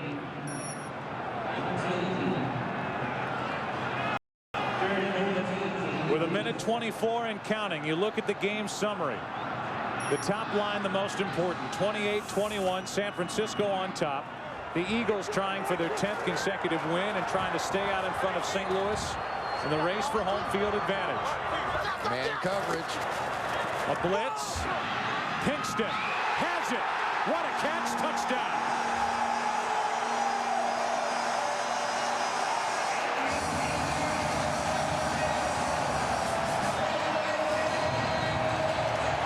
And the one guy San Francisco was most worried about because of all the injuries in the secondary, they did not want to get Rashad Holman left one-on-one against any of these receivers.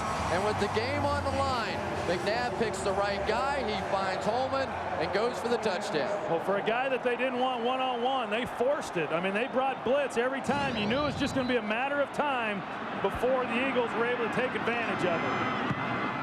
Akers ties it at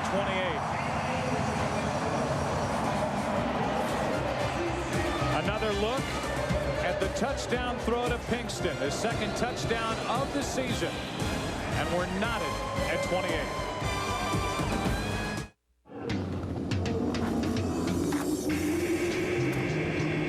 Mount Everest Base Camp, 17,000 feet. Whose idea was this? Fortunately, with a laptop powered by Centrino, Intel's mobile technology, you can see a friendly face wirelessly from thousands of places. Even if you can't feel your fingers. Intel Centrino mobile technology. With that catch for the touchdown, Todd Kingston is now over 100 yards for the day. He is the Eagles' first 100-yard receiver in their last 27 games. The last one to do it, Antonio Freeman. And he got the catch and the yards over Holman. 5 catches, 121 yards, a touchdown. Had one taken away earlier when Tony Parrish knocked the ball out of his hands as he was getting to the goal line. And Kingston is in. We're tied at 28. Now the 49ers will get it back. San Francisco will be working into the wind for the final 1 minute 2 seconds of regulation.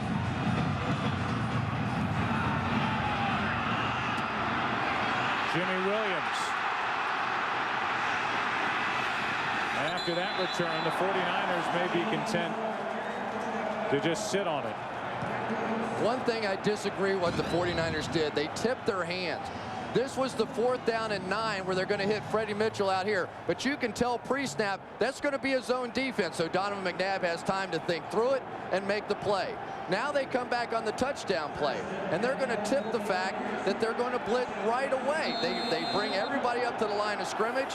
McNabb can see the one-on-one coverage on the outside, had time to pick out the weakest corner, Rashad Holman, and took advantage. You can't let a top-notch NFL quarterback know that much in advance what you're going to do. But they tipped it earlier too, Chris, when they were bringing the blitz and were able to get the sacks too. Handoff is to Barlow. Brought down from behind at the 12, a gain of 2. Well, and it looks like Jeff Garcia and the 49ers are going to be pretty content taking this game into overtime. Philadelphia spends their second timeout, taking the timeouts on defense now. 2nd down when we return.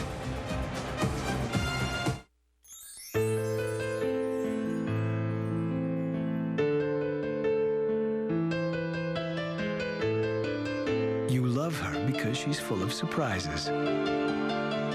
Show her 2 can play that game. 1-carat diamond bracelets. Your choice, just $1.99. At Zales, making moments last a lifetime.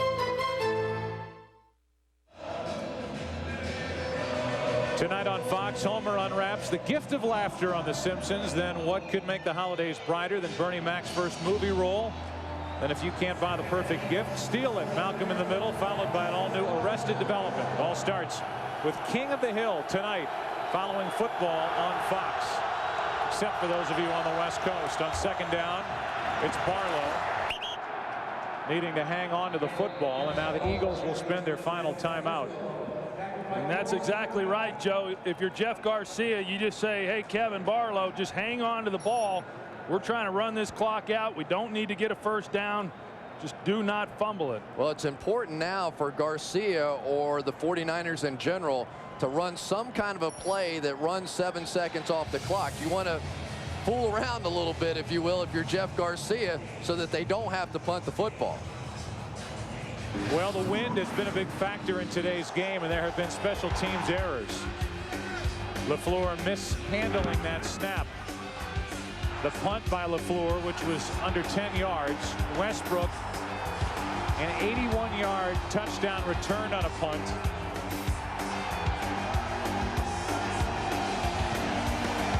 Akers missed a 42-yarder going from our left to our right, working into the wind, and now on 3rd down and 4.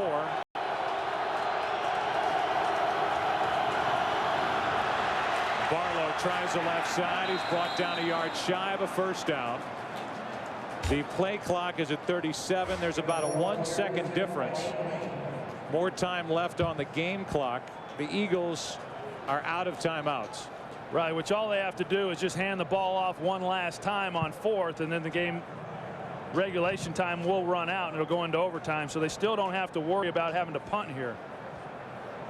Jeff Garcia is standing with Tom White. 49ers will let the clock wind down and use one of their 2 remaining timeouts. Garcia calls for it. White signals for it, but he did it too late as the play clock wound down. Garcia saying, hey, look, I was standing there telling him we're taking a timeout when the play clock winds down. Well, obviously there the 5-yard penalty doesn't make any difference to you at all. But I think what he's going to say is there was a differential and there was 1 second. So now they'll have to take one more snap. What could they have possibly been talking about prior to this. There was a difference of 1 second between the play clock and the game clock. San Francisco has taken a timeout with 1 second. So 1 second will remain. San Francisco spends their second timeout. And here is that 42-yard try by Akers, which looked to all the world that it would split the uprights and be plenty long enough until it got about midway through the end zone. And I mean, it hit a wall of wind that knocked it straight down. The one he was upset with was the one he took that little false stead and didn't time it out very well and probably forced him to miss that second kick. Yeah, that was a 46-yard try, so he's missed 2 today. Last time that happened was January football against Tampa Bay. So regulation has expired, and we will stay here for the all-important overtime coin flip to see who will end up with the ball first in the extra period. And again, the 49ers are playing without Terrell Owens. Yeah, but they're still playing awfully well offensively. And if you're the 49ers, you've got to believe that if you are able to win the coin toss and get the ball, that you can go down the field and put your team in a position to either get the field goal or get the touchdown, because the Eagles have not stopped them yet today. You know what's interesting, though, and ordinarily it would not be a factor. You'd automatically want the ball first. But the wind is such a huge factor in this game, and I'm not sure that you could kick more than about a 30-35-yard field goal with the wind going in one direction, whereas you might be able to kick a 50-55-yarder going the other direction. I think these teams will opt for the ball with the way they've been moving the football today, but I'm not so sure it's to their advantage. Yeah, I don't think there's any question that whoever wins the coin toss is going to elect to take the ball, but the wind will become a factor, especially if you're looking at it trying to kick a field goal. You're going to have to get awfully close, much closer than normal, as we've already seen, because of the effects the wind has had. And anything in the place kicking game for the 49ers has been a crapshoot at best. They've had trouble kicking the football all season, whether it's been Chandler, Potchman, and now Todd Peterson.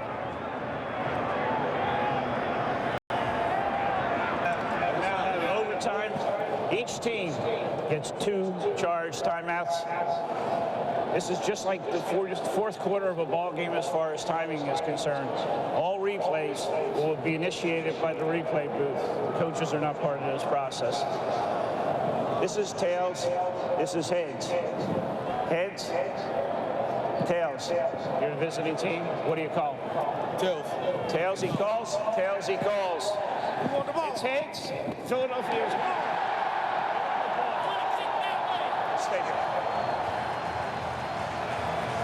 Well, you could hear the Eagles say, we want the ball. And then from the 49ers side, it was Todd Peterson saying, I want to kick that way. So it's into overtime to determine the outcome of this one. Tied here in Philadelphia.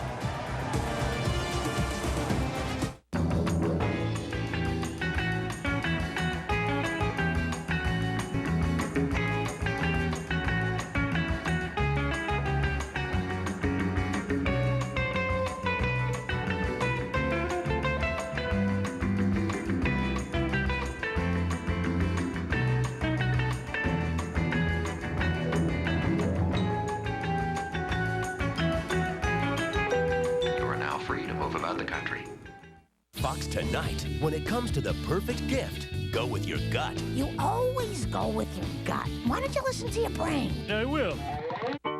The Simpsons. Then, nothing makes the holidays brighter than your first movie role. Denzel falls out, Bernie falls in. Denzel Washington? Denzel Shapiro from the Deli. Bernie Mac. And if you can't buy the perfect gift... Yeah, that was our last one. Steal it. Malcolm in the Middle, followed by an all-new Arrested Development. It all starts at 8/7 Central tonight on Fox.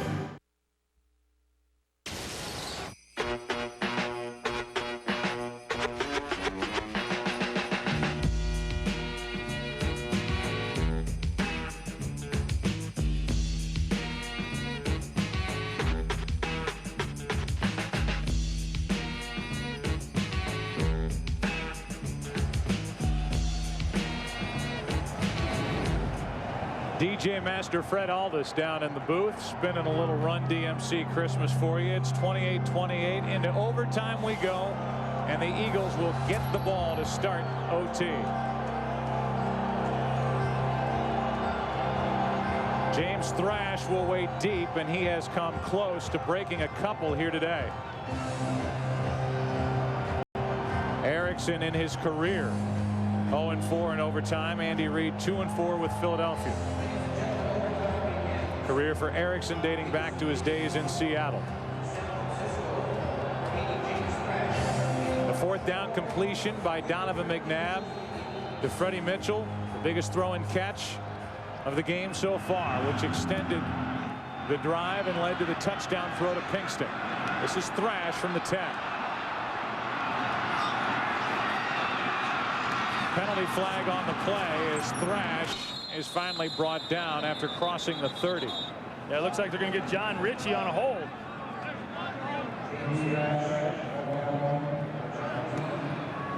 It is a hold against Philadelphia. Well, they had a chance there to get pretty good field position, but because of the hold, now they're going to be backed up. That's fine. Holding number 48 during the return, 10-yard penalty. First. Pretty easy call too. John Ritchie on the wedge. You're going to see him with the hold right there. Yanked down Cedric Wilson. You see what Akers did during the break between the end of regulation and overtime, kicking in this direction and hooking one for good measure.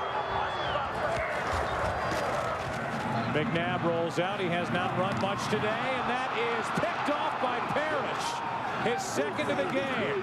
Tony Parrish is on his feet looking for the end zone. Still going and down inside the 5.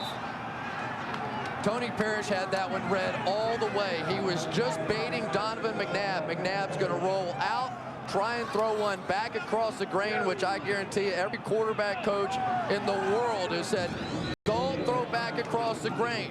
He's rolling out. Watch Tony Parrish. He's just going to sit behind this. He reads McNabb's eyes, had it all the way, and almost dropped the football. Well, and the other problem, Chris, is you're right. Donovan should never have thrown the ball, but Freddie Mitchell cannot stay in place and wait for the ball to come to him. When the ball's in the air, Freddie Mitchell has got to go back to the football, and because he doesn't, he opens up the lane for Tony Parrish to step in there and make the interception.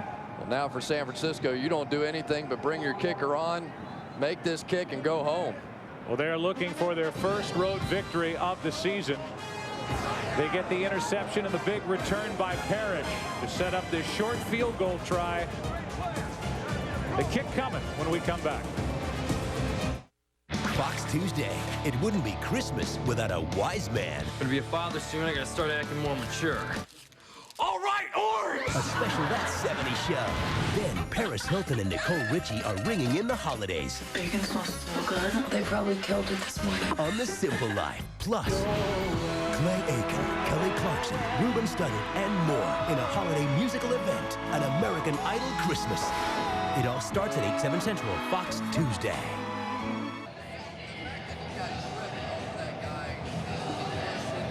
Tony Parrish has 2 interceptions today, 9 on the season to lead the NFL. His afternoon here in Philadelphia, 5 tackles, 2 picks, 3 passes defended, 1 forced fumble, which literally took a touchdown away from the Philadelphia Eagles. He might have been embarrassed in the open field by Brian Westbrook, but what a game he has had, setting up this short field goal try. And any fan of the 49ers, and you can include Dennis Erickson in this, knows that trying the field goal is anything but sure. And how tenuous is it? Right now they have their offense on the field. They took their field goal unit off the field during the break. They're just going to put it. They're going to put it in front of the goalpost. There you go. So they get the ball into the middle of the field, and now Peterson with a new holder, Ried, after LaFleur bobbled one earlier in the game, will come on and try to give the 49ers their first road victory of the season. I got to tell you, and as many problems as we've seen today with these field goal kickers, and then when you consider the 49ers all season, I'm not so sure that I wouldn't have just tried running the ball and scoring a touchdown without depending on the kicker. You know, the problem with that, though, is Kevin Barlow had the fumbles last week, so I guess it's either or. 22-yard attempt. Ried holding. Gets it down, and the 49ers have defeated Philadelphia. They celebrate on the field, the 49ers do here in Philadelphia, and they celebrate in St. Louis, where right now the St. Louis Rams are out in front in that chase for home field advantage throughout the NFC playoffs. Well, they're definitely celebrating in St. Louis right now. I mean, yes, they've got to go on the road and beat Detroit, a game that they clearly should win. But if they're able to do that, you're right, they'll lock up home field advantage throughout the playoffs. And you have to put this down as one major disappointment for the Philadelphia Eagles. They had a chance to really, I think, lock up a great shot at going to the Super Bowl, and they did severe damage to that today. Let's go down to the field and Pam Oliver. All right, thanks a lot, Joe. Tony Parrish, huge play there. But just talk about the resiliency of this team. Everybody's saying nothing to play for, but you guys had a different idea. Well, you know what? We know what we have here. Although our record doesn't show, we believe we're a better team than that. So we haven't won a game on the road. We just had to come out and do it. Troy mentioned that you seem to have read Donovan the whole way. Tell us about that pick, that important pick. Yeah, you know, they ran a waggle, and normally they run a little out route with a corner, but I saw, I think it was Freddie Mitchell. He went to a curl, so I read it and came back underneath it. All right, you're the man. Thanks, Tony. Let's go back upstairs to Joe. All right, Pam, thanks. To a man, the 49ers were surprised that Parrish isn't headed over to Honolulu as a Pro Bowler. 9 interceptions, 2 today to set up the winning field goal by Peterson. We'll come back and wrap up the day. An important day, Week 16 here in Philadelphia in just a moment. 4X Motion all-wheel drive. Hill Descent Assist. A GPS navigation system. 4-corner adjustable air suspension. A 310 horsepower V8 engine. Yep, our Touareg already comes available with all sorts of hardware. And we just added some more. The Volkswagen Touareg, Motor Trend Sport Utility of 2004. Well, what's your brother into? Well, growing up, if it was cool, he had it. Hey, Dweebs, check it out. What is it? A VCR with remote. Psych. Well, DVDs are cool. So are video games. We also have the latest music. Or classic hits. Mint. Thousands of possibilities. Get yours. Best Buy.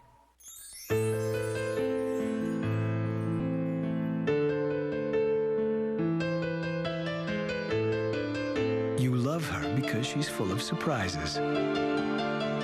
Show her two can play that game. 1-carat diamond bracelets. Your choice, just $1.99. At Zales, making moments last a lifetime. I went to pick up her uncle. She said he was short, white hat. Short? Come on, Uncle Pillsbury Doughboy. I never met him. I should have sent you a picture, but this camera phone thing's just too complicated. Here, Sprint made Picture Mail right. It's easy to take and send pictures anywhere in their complete wireless network because they built it from the ground up. Thanks. May I? Everyone else does. Now get 2 PCS Vision picture phones for $149.98. PCS from Sprint. Michael's throwing his mom a party. Surprise! Family and no-show? Just reschedule. Surprise! Arrested Development, all new tonight on Fox. A byproduct of this loss by Philadelphia here at home in overtime to San Francisco, set up by the interception by Tony Parrish, his second of the day, means that the Dallas Cowboys are still alive and in play to win the East. If Philadelphia loses on Saturday night at Washington and Dallas wins on Sunday in New Orleans. Our UPS leaderboard brought to you by UPS. See what Brown can do for you. Garcia, a big day. Same can be said for Kevin Barlow, stepping out front and taking over the running game for the 49ers, and importantly today for San Francisco, hanging on to the ball. Now Wachovia presents today's Uncommon Perspective as we look back through this game, and we look from just behind the line of scrimmage. The throw by Mcnabb, the interception by Parrish, then the return, which set up the game winner by Peterson. This Uncommon Perspective brought to you by Wachovia. Together we can achieve uncommon results. This is Joe Buck for Troy Aikman, Chris Collinsworth, and Pam Oliver. So long from Philadelphia. Final score 31-28 in overtime. Up next, the SBC postgame show. JB, Terry, Howie, and Jimmy. It's all yours, guys. Back in Los Angeles. We've had fun here in Philly. It's the SBC postgame show, brought to you by SBC. In less than 5 minutes on Fox, Homer unwraps the gift of laughter on The Simpsons. Then, what can make the holidays brighter than Bernie Mac's first movie role? Then, if you can't buy the perfect gift, steal it. Malcolm in the Middle, followed by an all-new Arrested Development. And it all starts with King of the Hill in less than 5 minutes here on Fox, except on the West Coast. Hey, folks, next week on Fox, the Seahawks, a huge game indeed. You saw the 49ers knocking off the Philadelphia Eagles. Seahawks still with their playoff hopes alive will take on the 49ers. 4:30 p.m. Eastern Time is when coverage starts with Fox NFL. We'll call that the Saturday edition of our program as we welcome you back to Los Angeles. Hey, folks, let's take a look at the playoff picture now that the first part of the day activities are over. Looking at the division leaders, still the same. The Rams right now have the edge over the Eagles as a result of the Eagles' loss for home field throughout the NFC.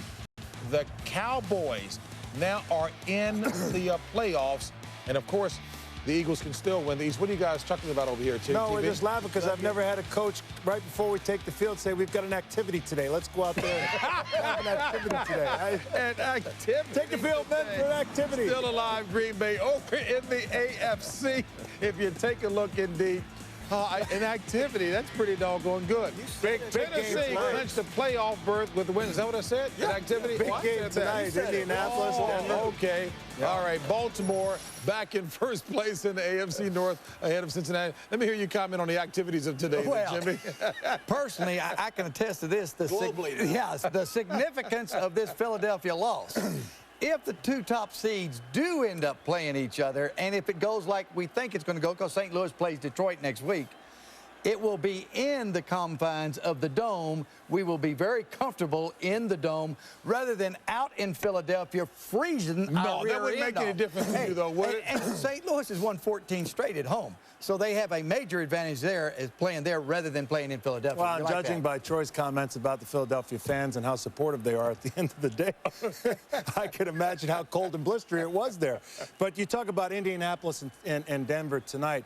Big game there with home field ramifications. You know, although New England has Buffalo next week, Kansas City has Chicago, who again played tough again today. And Indianapolis, they have Houston next week. So, you know, let's not forget about that great activity down in Jacksonville today. I thought the Saints, with the wonderful effort they made to Pop Warner, high school, college, even at Villanova. They never talk about activity. Do you think they'll fire that kicker, Carney? I think Carney's in so. I think I know Carney's you done. would. I'd fire it. I don't think the other players was can a great live with day of activities. Merry Christmas. Here on Fox. Happy holidays. Merry Christmas, Carney. Happy holidays. Hey, folks, activities planned for next week include on Saturday, it'll be San Francisco and Seattle. And We'll see you then. Did I really say activity?